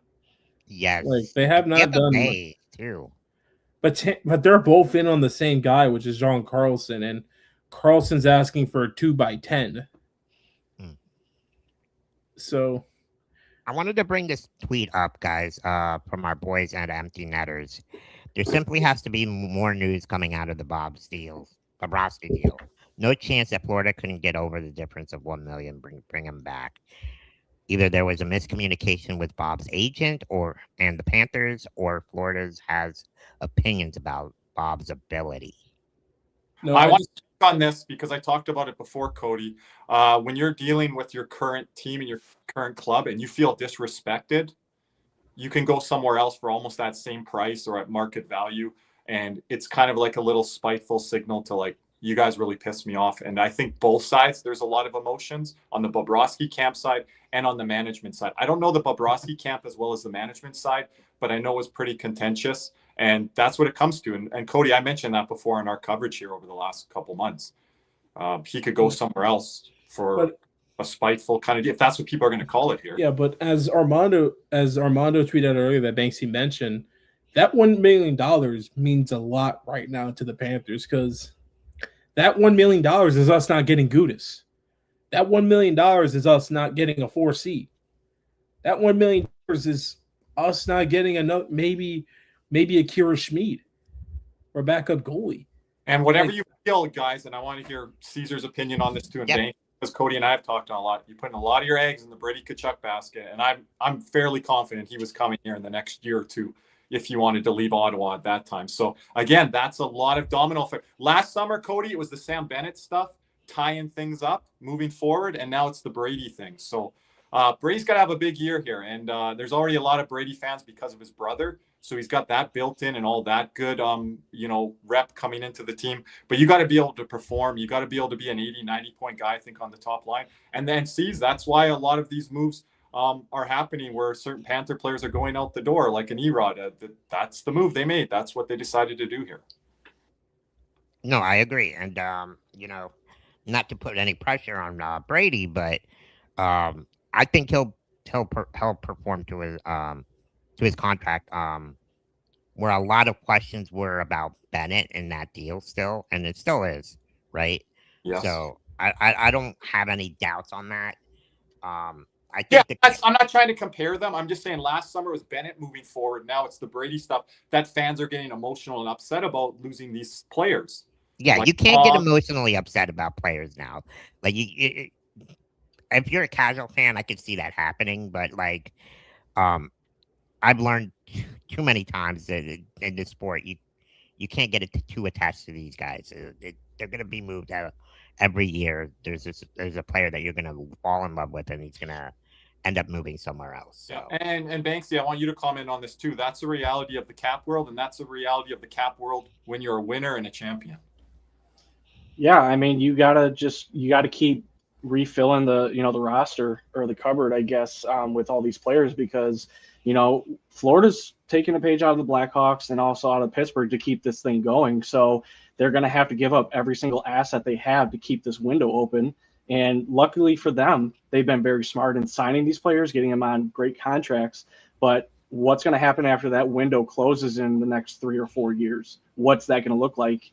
But as far as, Brady, I think he was in a position where he was supposed to be the guy, and maybe he didn't have the best behaviors or the best traits to be a captain. Maybe coming down here on the side too, but go ahead. Yeah, to have that structure, to have that maturity and that leadership in that room to say, hey, this is what it takes. This is what we're going to do. You need to get on board. If not, with Sam Reinhart, we're not doing this here, right? Go ahead. And I feel like some players have it and other players don't. Obviously he was put on. Oh, we got a pressure. Panther signing. Ooh. Cole Schwint, 2 years. Oh, okay. I'm happy with that. Wonder if it's a 2-way extension. But also people and Brady's going to be Matthew. Timeout. The difference. Vincent Desharnais is going to Washington on a 4-year, $4.2 million AAV contract. Washington making all their moves at forward earlier in the last week or two here, some of the trades that they made, and now adding to the defense. You said Justin Hall earlier, and now Vincent Desharnais. He's like a depth guy, a utility guy. He's a guy that you're going to plug and play in the playoffs. I don't know what you're going to get out of him in the regular season. But Washington definitely jumping back in here. C's, I know you were big on them 2 years ago. Missing the playoffs here now, trying to get back in here. Yep. They definitely underperformed last year. So they had to make something. But when we don't know the details of the contract, maybe 800. So is he going to be the 4C? Probably, because he's listed as a winger, and I know he played center. Mm-hmm. He played center last year for a bit. He's just injured a lot. I think he broke his wrist. There's or his word arm. This afternoon, Darnell Nurse has agreed to expand his list of teams he will accept a trade to. San Jose is one to watch. We will see where it goes. Yeah, I heard San Jose earlier on TSN before we went live here for Darnell Nurse. That'll be interesting now because then they have since signed. Shouts out to Isaac Nurse for winning the Everblades Kelly Cup. Yeah. That's C's had on his Everblades on one of your latest episodes, right? So go make sure to check it out. I wanted to get your guys' idea. I mean, I was going to ask before we saw the Schwint signing. What was your guys' view of Kasperi Kapanen? Cody, did you say that you could see him as a fit in Florida, or was that Nick? I can't remember. That was me. Yeah, you want to speak on it then? Kapanen to me was he's a very good energy forward. I think he would have been a pretty good Lusso replacement if we moved off of him. Okay. Because he could play that similar type of game, and he probably maybe has a bit more of a step in offensive game, but then again, Lusso's a better defensive player, so which way you want to go with it is what's going to be. He would have added some team speed to our top 9, yeah. Right? But I just think not going here, right? But I think at the end of the day, Lusso is just too much of a fit for this team and the way we play. Like we're paying for this elite penalty kill and this fit on the third line, not in the regular season, but in the playoffs. And we're willing to, I'm going to call it, Cody, overpay by $500K to $1 million, maybe not $1.5 million with the cap going up, but it is a bit of an overpay there. $6 million, I would have been out on Lusto. That's like, sorry. That's market value for him. Yeah. Well, I'm out on $6 million for Lusto. I know, but I don't think it's an overpay at all. For what get us 35, 40 points in the regular season. You get on Bennett for regular season production. It gets to a point where, hey, you got to play. And when they play up the lineup, Cody, he doesn't perform. Lusto cannot play up the lineup like Erod and other guys. So yeah, but $5 million is not an overpay for that. It's getting to be a bit rich with me. $6 million was where I'd start. But it's once again, the cap is going to keep going up. $5 million is the new 3. I understand. Ooh, guys, there's breaking news real quick. Blackhawks extend. What you're saying in July of did they extend Bedard? Let's see what it is moving forward. Oh, no, it's Byram. No, that's already happened. Okay. So anyways, let's see what it is moving forward. Everyone's happy on it today. That's not the deal moving forward. Let's see what it is moving forward here. So, but they've made their bed. Cody, you and I and Nick have talked about Banks. I don't know if you talked about on your coverage. They were deciding on one or the other, Erod or Etu. And I do like it was Etu all the way. I do like that they made the decision on Etu. But there's a lot that like Erod this year and the versatility and how he can play up and down the line. We're gonna miss that part because Etu, he can't play on all 4 lines. Yeah, right. but Erod is not what Etu is on that penalty kill, which is what our identity is. Yes. But you say that's a lot of time. We have a lot of penalty killers, but I do put Etu at the top of the list. But Etu's what, top 2? I think so. I put him there. When Reinhart starts cooking, and then you got Barkov, he might be a 3. When they start going shorthanded, but Etu is up there. Yeah, I think he buys into the system the most, and then his neutral zone play too. What Kirby loves is those 2-1, 3-2 hockey games. I do. There is someone still has to score those 2 or 3 goals though, Cody. Oh no, but he'll create those 1 or 2 goals. He can based off that F1. And so, but if we were in a playoff team, Cody, and a contending team, I would not like that deal at all here today with that too. But we are who we are, and that's a deal that we are who we are. But it's just when the game gets tight and you need, and it's just when that game gets tight and every mistake is amplified, Etu just becomes such a bastard to play against. Yeah. Like he's extreme. And especially in the playoffs. Like that. Well, that's where they're paying here, Caesar. That's where like I think the extra. Because if you're paying for regular season production just because he's a great penalty killer, it's not a good deal. But you're paying for what he brings Banksy right in the playoffs. Yeah, I mean, look what he did to Carolina. I mean, specifically, that was the team that drafted him, and they traded him to the Panthers for Vincent Trocheck, but he's been a fit ever since. It's kind of like Lundell. He comes in the playoffs, he's got a different gear or he's got a different edge to him, and he knows when to step up. So, yeah, Zito's paying the guys that got him 2 cups, and he still has them at a young age that they can still push even more. So this contract's not bad at all. The only thing I don't like is the trade protection. Cody, I know Atu's your guy, but I don't think he's building his offensive game. I think his offensive game is what it is. Like, it's not changing. So I don't agree on that. His amazing neutral zone play is one of the best on the team. It's up there, not Barkov levels, but just below that. So again, I don't think if you guys are expecting more offense from him because he signed this contract, I think you guys are going to be disappointed out there in Pantherland. That's not what they're paying him for here. Like, didn't he almost have 20 points or 21 points in the last run? He did, but in the playoffs. Hey, Nate Schmidt was scoring that run. Cody's like, where are we going to get our depth scoring? Did anyone really think Etu and Nate Schmidt were going to put up that much points offensively? I'm not banking on that again, Banks. Guys, I Wait. hate to be the one to put this in a Debbie Downer, but how does this look, guys? That doesn't hurt me. I mean, it looks different. Cody couldn't get the Marchand in red. I could, because watching with Team Canada and other things. This looks weird. Right. It does. Right, we have a couple signings here. Victor Olofsson's going back to Vegas, so probably their Pavel Dorofeyev replacement. He just in Calgary at the end of last year. Probably.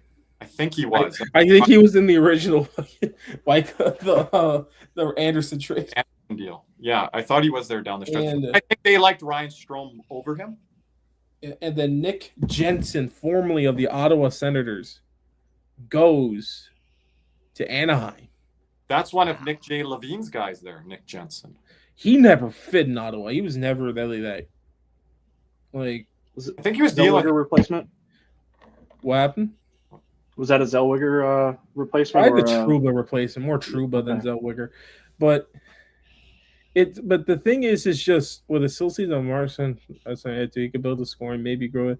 But he's 28. But he's 27, 28. You kind of are what you are at this point. And look, with Etu, I don't see it. With Etu, I mean, he had 33 points last year, 11 goals, 22 assists. I think that's perfectly right. I think he's capable of that every year. I want him closer to 40, but I don't know if he can hit it. His points over the last 3 years have steadily grown. The year before was 23-24 was 26. The year after was 28. 40, I thought. What happened? He had a year where he was at 40, I thought, 3 years ago, wasn't it? No, he wasn't. He was at 43. Yep. Yeah. 43, and then but remember the deployment was different, so. Yeah, but I think he needs to be around that number with his new contract for point production, especially playing with the guys that you did say Adonis. I agree with that, but I don't think that's going to translate to him getting. Yeah, but question in the chat: Why didn't the Panthers give Bob the extra $1 million instead of going with Markstrom? Would have went with Bob for 3 years, 7 over Markstrom. Because that $1 million would have hurt us a lot more. Because that $1 million you're talking about is the difference between us going with Radko Gudas on our sixth defenseman versus Uvis Balinskis for 82 games. But I think you still look at that for the $1 million and you try to make a move and move a guy out for if it's just $1 million. But who? I don't think that's the sticking point. Bob might have wanted more term, like 4 years. I think it's more. I think it was probably the term. I think they really looked at the Marchand deal. Like, really, you're not giving me this deal? He's like, I'm going to take less term somewhere else. I heard the Panthers were in on 4 years on Bob. Banksy, I don't know what you heard. So I don't know if they said, no, we're not giving you 4, maybe 3. And then they started pushing around on the 3 number. And then Bob's camp, we'll find out who walked. Maybe we'll never find out, but who walked away first here on June 30th, July 1st? Who walked away first from the table here, right? Said, we're done. So one thing I want to say is I think Florida probably walked away first. Just in my opinion. I think the writing was on the wall and Zito had to start making plans. Yeah. What's that? Sorry, and then yesterday with the yes, Antonio, I am. I'm cool with Markstrom. Yeah, go ahead. And then the second thing I want to bring up is Calvin Pickard just signed a 1-year, $1 million deal with Minnesota. So does that mean Gustafson is not going to be ready? We have another Panther signing, boys. Not ready for the year. That's right. Hold up. We have another Panther signing, and it's another return. Welcome back to Florida, Alexander Petrovich. No, in Florida. No. Correct me on that. I'm coming through the screen. Alexander Petrovich, get out of here. That's what everyone told him. He switched his name. Again? Like, because here's the Golden called him Petrovic, and then he went back to Petrovic. Now he's back to Petrovic? I don't know. I think so. 2 years? 2 years? It's probably a two. It's a two-way. It's probably a two-way. Okay. It's wow, they really like their veterans. Well, Alex Petrovich or Petrovic is back. You want to tell them the story on the expansion draft with Vegas if they're not aware. Yeah, we decided to protect him instead of Marchessault and gave up Riley for him. I will still never forgive Dale Talon for that. Hello, Michelle Levine, if you're still in the chat. I think they were forced. Back. I still think that the Talon was forced. From? Ownership. Yeah, elaborate. Ownership? I think ownership, number one, didn't want to pay Marchessault because he wanted a higher ticket. And on top of that, Riley Smith had some things that were going on that they didn't really want to deal with, and they moved on. This is going to be a two-way deal. So because he's been in the AHL the last couple of years, especially with Dallas. But I'd rather him be the first call-up than Bjorn Fuck. So, it...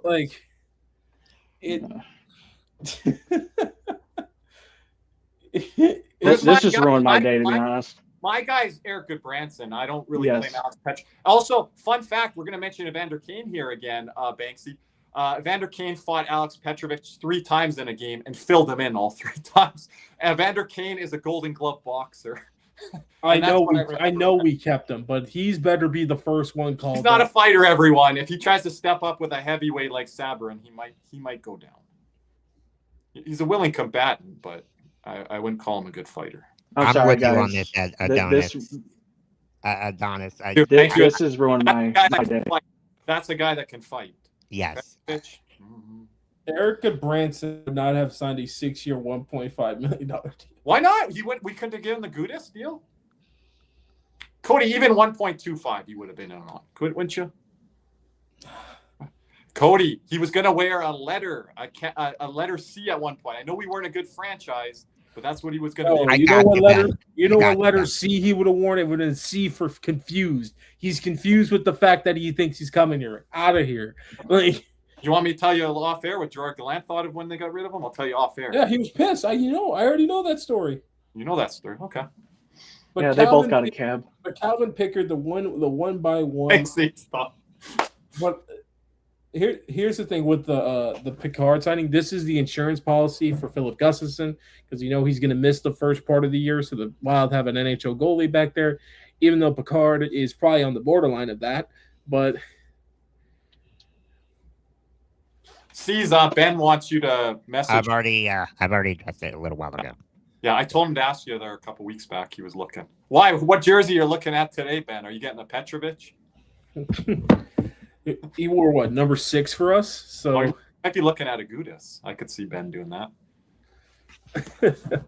But Banksy's pissed.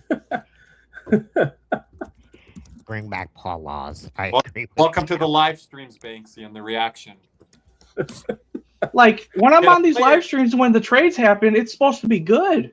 Look at the last trade deadline we were on; it was awesome, and now we got to deal with this. Isn't it good for the Maple Leafs today, though, Banksy? It's the Maple Leafs. You know what? Just have Petrovich run into whatever goalie they have up there now. Maybe that's why they signed him. I don't know. I think it's more of like a Charlotte move. If Petrovich runs into Matthews when he gets called up, it'll be Gudas and Bennett. Guys, I've officially acquired another Panthers jersey here. Any guesses on what player it is? Ooh. Is it a past or a current? That's for you to guess. Does Florida have another signing? No. I don't know if you have this jersey or not, but Stephen Weiss. Okay. Paul Loss. Caesar. I feel Cody doesn't respect the 96 team enough for that, Banksy, but yeah. I'm giving him a shot. You gotta have faith. Pete Worrell, that's my other guess. That would be hot. Yep. What Panther jerseys do you have? I have a Barkov and an Ekblad. Yeah, I'm going Weiss. Horton? Did he get a Huberdeau season? Okay. He wears a Nylander on. Is it a defenseman or is it a forward? Forward. Could be Huberdeau. Let's see. Give me a second. Huberdeau retired today, Cody. Did you get it? Everybody's saying Jokinen. Let's see. His career high in points is 70, and it was with Florida. 78? 70. That's in the Weiss range. Did he have more than that, Banksy? I think he did initially when he first started, and then he went to 9. Give me a guess, C's. Give me a guess. David Booth? David Booth. Okay. Good. All good guesses, but all of them incorrect. You see this jersey? No, I don't Wait, see hold it. up. Remove from C's. Oopsies. At mine. Oh, he's playing trivia here with us. There's a 7 on there. It's Mellenby. Oh, Scott Mellenby, baby. Really? A Mellenby jersey for Cody. That surprises me. That's surprising. Wow, you didn't think it would be in the 90s. Okay.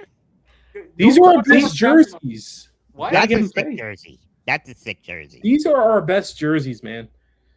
Those are sick. Shout out as well to Sweet Hands Ray Shepard. Loved Ray Shepard from that era. Shout out Ray Whitney getting a coaching job. Yeah, Ray Whitney. Yep. Where did he go to again? LA. LA. It might have been LA. Thanks. And they signed someone else as an assistant coach too. Former player, I thought. Could be wrong. They did get 2 new assistants. Can I get the numbers on these deals here? For the Cody getting the Red Classic Panther. I still don't have a Red Classic Panther jersey, everyone. Those are our best jerseys, man. Those are it. Practice jersey, and then I've got like the reverse retro one. So Vilmanis, 2 years, $925.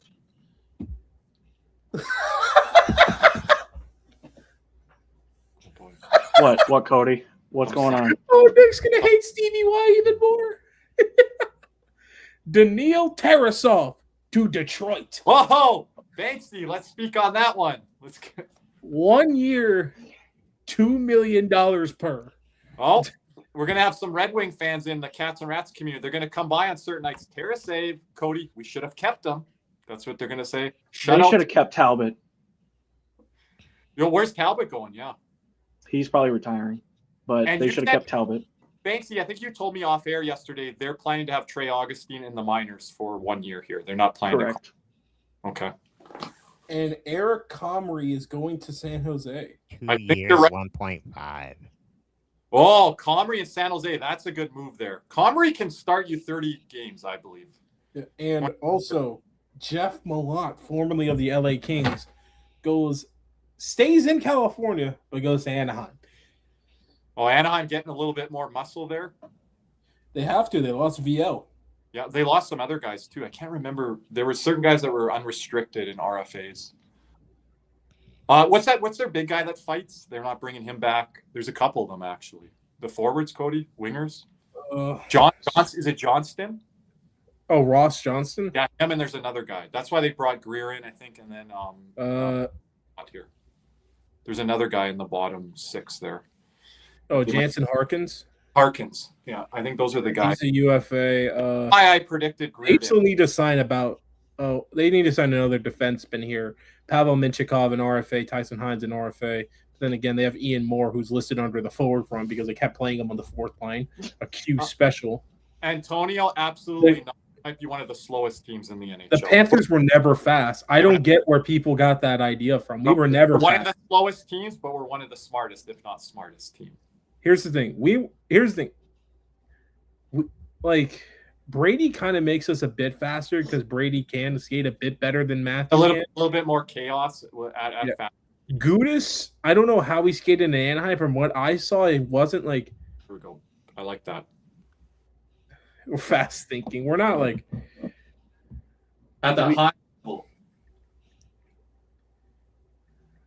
We are not we are not fast at all.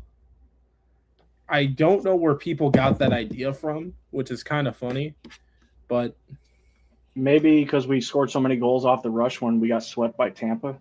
Like Marchand's 38, and he's one of our better skaters. That's saying a lot. Because that guy. But then again, Marchand was blown by Edmonton all Stanley Cup final. Craig Button on TSN earlier today, he said the Panthers are number 1 for him winning the Stanley Cup. Yep. The question is, who's number 2? Who's the fastest skater on the team? Straightaway speed? Verhaeghe's up there. Forsling maybe a bit up there. But Forsling's more smooth than he is fast. People underrate Anton Lundell's skating ability. I know he's not a burner, Banksy, but he can cover a lot of space with the puck, especially. He's not like without the puck, a burner, but like with the puck, he can cover a lot of ice really quick. And Markov Jr. for a reason. Yeah, that's right. Yeah, Barkov, same way. Yeah. Barkov can get back, though, on those plays. We saw, obviously, that Connor McDavid famous play. People just don't know how fast Barkov is, like how beautiful of a skater he is until you get down to ice level for warmups. Anyone that goes to a Panther game, get down to the sixth row, eighth row. Just watch Barkov around that glass level there, and you'll see just how he's out there on the ice. And I will say to Cody's boy Ekblad, he does move a little bit better in person, and when you're down at ice level there, he just has a problem when the game starts. He can't move those hips. He can't swivel those hips, but he can. We might have to take him to some Colombian dance classes. Yeah, dance classes. Yoga. Maybe we can have Hugo. Put some music in the background, right? DJ Huguito. I'm for this content. I'm for this. Just get Brooks Koepka back to show him like how he swings and moves his hips while he's going into his driver. Does he need to go Ricky Martin? Wow, $2 million for Tarasov. They just got worse. People are sorry. Panther fans that like Tarasov. Look right now, Cody. They're going to say bargain. Bargain. They're going to say bargain. $2 million. Like I thought he was going to be 2.5. Banksy. I don't know what you thought Tarasov was going to come in at. Maybe 3 on the open market. That's where I thought he was going to be. But he's not even valued at that. I mean, the fact that he outplayed Bob. I mean, understandably, he's going to get a little bit of a bump, but no. But I thought on the market he was getting 2.5 or 3. Not with Florida, but on the market. No? I don't like what Stevie Y's doing still. No. It's still questioning that too. But though since basically the lineup for the Florida Panthers is basically kind of set here. Yeah, we can kind of wrap up here. Everyone in the chat, if you guys have any more questions. I do want to have a center, a fourth line. Cole Schwinn. That's our center. That might be who it is, and might not get any moves today, Steve. I want to just revel in our forward lineup now because I can enjoy it now.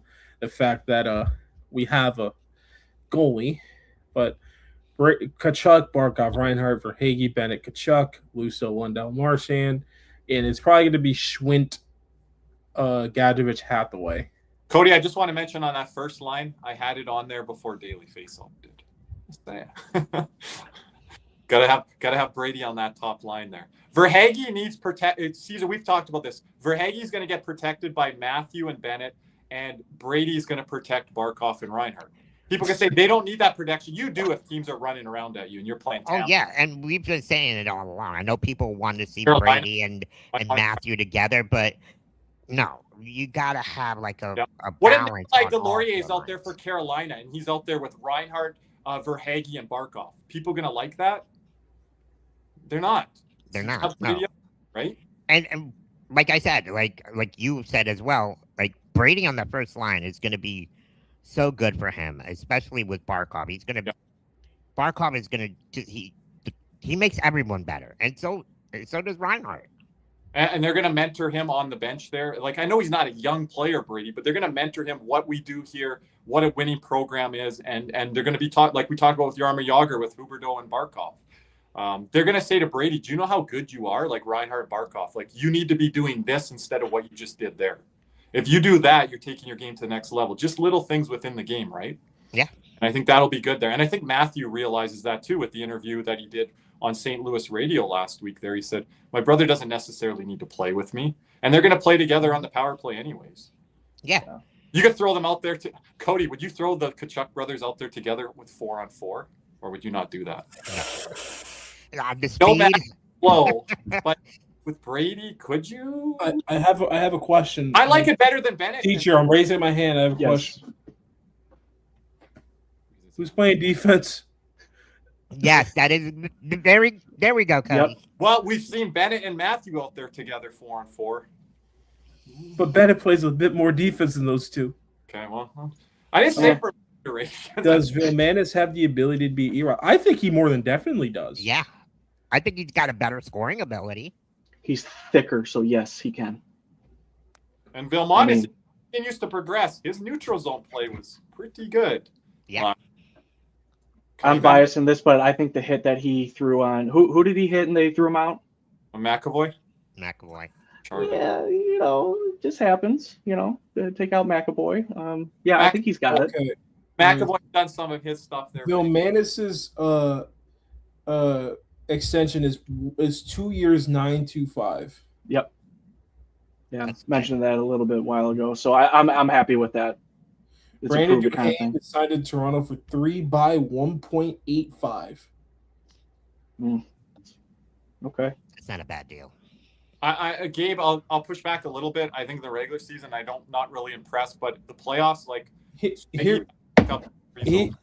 where Swaggy is. Verhaeghe's a good back checker, but that does not mean you're a good defender. Okay. So, he uses his stick way too much, if you get what I mean. I mean, hell, I have, and as Panther fans, there's the penalty trio, as I like to call them. We all know who the three are. I don't even name them. You know the three. Well, we got one back. Verhaeghe, Bennett. We got one back, and Ekblad. Oh, you put Ekblad. Gudis. Oh shit! So I thought he was throwing his boy under the bus. We got 3 full. I'm not putting. No. I'm standing up for Ekblad here. I'm not putting him in the Verhaeghe and Bennett camp of. Okay. I'll put him in the discussion. But I'm not putting him paired there. Okay. Gudis might slide ahead of Ekblad. Ekblad did take some bad penalties last year, but he's not normally traditionally. He's got to clean up what he did last year. But again, Ekblad wasn't out there with Barkov, Cody. That's why he's taking some more of those penalties too, I think. You know what's funny? Ekblad doesn't take like the 200-foot heist. When he falls down, Banksy, it's when he falls down, tries to grab a guy or whatever. It's those types. There's like. But is that in the neutral zone or in the defensive zone? Defensive zone. Defensive question. Ekblad never takes offensive. I would rather Ekblad cross-check a guy in the back than fall down and try to bear hug him and grab him, and you're getting. I'm like, why are you doing that, Ekblad? You're going to get a penalty. Mm-hmm. Just take the guy out in front of the net, and he won't want to go to the front of the net. People say around the league, Ekblad is a beast to deal with. We see it when he plays Detroit, Banksy, but we don't see it through 82 games, now 84. I think he's a bastard when you're trying to play net front because he cross-checks the hell out of guys. I want that even more. Yes. He doesn't, but. I think Lusto was better on the D than Rhino last year. I think a lot of that might have been Barkov not being there, so Barkov does hide a lot of that defensive stuff that players don't. Yeah, and Lusto had his line mates, and Lusto also got to play with Reinhardt, I think, a bit too. So Reinhardt didn't have Barkov there to kind of alleviate what he had. Reinhardt had to carry those freaking other guys. Yeah, he was hurt. Yeah, he did what he did. I think Lusto and Reinhardt played very well. Lundell got a chance. So the penalty kill was not the problem. Adonis, go check out my podcast. One good thing. Yeah. Like, hey, let's take a penalty. Okay. Adonis, go check out my podcast yesterday. I ended up going on with Jim Behringer. I kind of told my take there. So go check that out. Cody, Jim gave us a shout out yesterday. He's like, there, Kirby, gave you a shout out. I'm like, well, thank you. Like, Panther News, like Rod Peterson, Locked On Net. I'm like, Jim, where are we? Where are we? All these national ones, like Montreal guys. A little news for the Cowboys, though. It's kind of funny, man. Micah Parsons' brother takes a shot at Rashawn Gary, but so Parsons. Here we go. Cody, right there, Steve. We don't need that on the live stream. We don't need that. I know he does it all the time. Right? We don't need that. I just said news. I can't laugh. You can't do that on the Cowboys live stream. This is your channel. You can allow certain things here. You get some. I said was it popped up on my feed. That's all it popped up. That's not going to go over well, Steve. That's not going to go over well. We might as well throw Hugo in there at that point, Steve. Shout out Hugo. Here's the question. Whenever something goes bad, I'm just going to turn off my camera. It just no, he's in the penalty box. We'll have to create a penalty box. Antonio, I'll answer this one. I'd rather see Team USA. When you're not a Cowboy fan, does that It was easy. I needed to answer that for you guys. Bears fan, Good year. I'm going to agree with Banksy because I've seen the Cowboys win a Super Bowl. So I am that old. I did witness it. No, but you're wearing USA. You're more Mexico for soccer. That's your number one. I'm both. It's fine, But you have who's your number one if they're playing each other Right now, Mexico. right now? I haven't seen a Mexican team. And same with the They're U.S. looking good. Looking Both good. teams, this is the best group that they've had ever that I can remember. Well, they're always a threat for round of 8 and round of 16. I've told you that. They're always. El Tratador. Just. What else we got? What else do we got here? Are we I wrapping? got 5 minutes, gentlemen, Yeah, before I gotta get back to work. Cody, do So you have anything out there? You're the one. I'm looking. I'm We're- trying to. Stay on for hours, but we're not doing that. I'm trying to find. Hey, Mike, how's it going? Banksy, you want to answer this? I feel fine. My face says everything right now. I'm content. We have 2 goalies, Mike, and 2 goalies that I think we can start the year with. Do we? Yeah, the 2 I don't think goalies. Schmidt's signed yet. Oh, he's not signed yet. Okay, sorry. So then we just have 1 under contract then. But if he is signed, I have 2 goalies that I'm content that we can roll with moving forward. We'll see how it goes with the season here. I am worried about the lack of foot speed back there on D. And also, Cody, some people are messaging me today, like maybe Kulikov and Gudas like around 10 or 12 minutes. I'm like, they got to play upwards of 15. 10 to 12. Yeah, like 15 minutes a night. Yeah, I know. They I'm can not play. putting our top 4 through 10, 12 minutes. They can play 15 to 18 minutes a night. Yep. They can play that, They have especially to. 18, especially when Kulikov basically had the entire year off last year. well, hopefully. yes, But 15 for sure. 18. Just don't run yourself into the boards again. Michael, we talked about this a lot. Michael, who do you want? We've already talked about a lot. I think Cole Schwindt's going to be the 4C. I think they just wanted a guy that's familiar with the system, and I think it's something. Jump in. Do they do a PTO on a veteran 4C? Why not? that's a good one. Yeah, Always yeah, do a good point. PTO. Always just see what happens. But for me, it's just I think what they're thinking is we can roll with Schwindt and survive, and just go get a better 4C at the trade deadline. Yeah. When you have more cap space to work with. So I'm not too worried about it because I know they're going to address that issue. It's just out of all the issues right now, that's the one I believe they can kick the can down the way the most. So, Well, considering all the top 9, how it is, yeah, I mean, they're not going to move anybody down to the 4th line, but, if need be, I guess you can double shift somebody. I mean, look, we have a bunch of lingers down there. We have Hathaway, Vilmanis, Gadjevich, Cole Reinhardt, I think, is going to throw his hat into that. And think of this, if Hathaway was signed, like, say, today on a July 1st, I think fans would be pretty happy with that. Say, hey, this is a good day here. Get the goalies yesterday. Bring in Hathaway. So he's part of I'm so happy we got Hathaway. I hated that dude. I hated him. My most hated current Panther since dating back to when we got Ratko Gudas the first time. I did not like Ratko Gudas. People say, why do you like him, Kirby? Cody, he would run around at Huberdeau and Barkov and try to take their knees out. He was a very dirty player before and what he did to Matthews last year or whatever. Oh, then yeah, like it's weird. He didn't do it with us. The fans are going to say did nothing with us. But the Cody, they're going to say the Panthers pay off the Department of Player Safety. You can't name him one thing that he did. Show us film. You can't. Show us evidence. Show us what he did. Yep. That should be suspendable, right? There was nothing I think he did that was suspendable. Now, Bennett, that's a different story. But Gudas, show us film of what he's done, right? I don't think fans can. I don't think other fans can. Before we go, guys, we got about a minute here, right? Yep. Any last thoughts?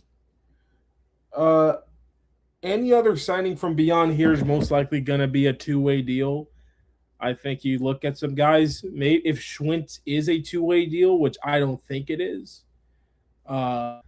then maybe you could go out and get another 4C, whatever the case may be. I just want to say Hathaway, I've talked about, I know Cody might not agree with me. He's like a third-line replacement for Marchand when he's not in the lineup. Yes. But Banksy, appreciate you being here again today. Banksy, anything that you are going to be doing content-wise where people can follow you, what you thought of the day here for the Panthers, and just in general, a little bit better of a July 1st year than what we had last year. Yeah, definitely. But you guys can follow me on X at Prudential0. I'll be on with Armando Friday morning to kind of wrap up with free agency and what the outlook looks like this summer and how the Panthers are going to get started. And hopefully, we'll have some more content around these new players that are coming in and how they're going to fit not only the culture, but what we can expect going into training camp, because we all know Masterclass Maurice, he's going to put them through it. Thank you, Banksy. Again, Caesar, I just want to let everyone know here on the bottom screen to follow all of us on Twitter X. Might go live tonight for Spaces. We'll see what co-hosts I have and if people have the appetite to talk more Panthers. If not, we will be live throughout the week here on Spaces. C's. Just want to say, go Team USA. We play tonight against Bosnia. Hopefully we get the W. Shouts out to Team Canada for winning their first ever World Cup elimination round. And yeah. And stay tuned on the Big C show. We got a lot of stuff going on there. A global pitch, right? The World Global Cup. Pitch, soccer. We'll be going on Saturday morning because that'll be the start of the next round. Yep. So get your picks in if you guys love soccer and what's happening in the World Cup. Come on by and join us. Yep. Kirby's a big part of that group. Shout out to Hugo and George over there. Yes, shout out to Hugo and George. Do a great job, especially Hugo because he knows his soccer. So, George, definitely. George, he works at the hospital, right? Yes. Shouts out to George. He works at the Joe DiMaggio Children's Hospital. He's always working around with Barkov. So, Great guy. Great. Been friends with him for a long time. Great ambassador, new ambassador for your community now. So Adonis extending for 5 months. Wow. There we go. Appreciate it. Before we go off the air here, let's give them we haven't done this yet today. See? Oh, you guys, there's a new one on there. I do not want to hit that button. Anyways. Wow. Is there another? There's a scream. There's a scream. I don't want to hit that button. Why is that one on there? We need I'll remove it later, but we need a bell, Caesar. We need a bell. We'll get that. I'm gonna get a soundboard so that way I can just do it on the soundboard. Okay, because the cats are asked, we always need that bell, right? So. Yeah. No, for sure.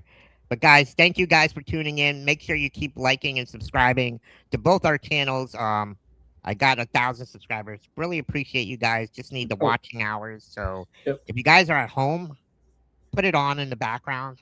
Give me a favor. Yeah. And so I can get those watching hours up. But Cody. And by the way, the last little thing here, Brandon Duhaime is not 1.85. It's 2.6. So, a little bit more steeper, but anyway. Florida resident. Yep, former South Florida born and raised. But we appreciate everyone here watching here tonight, this afternoon, for our boy Banksy, C's, Kirby, and the absent Nicholas J. Levine. And shout out to our sponsors, Caneswear and at Jeremy Beckham, Becksells FLA. We say thank you. And as always, let's go, Cats. Side of you, so I remove what's right and true. The beating undivided, all the voices in my head.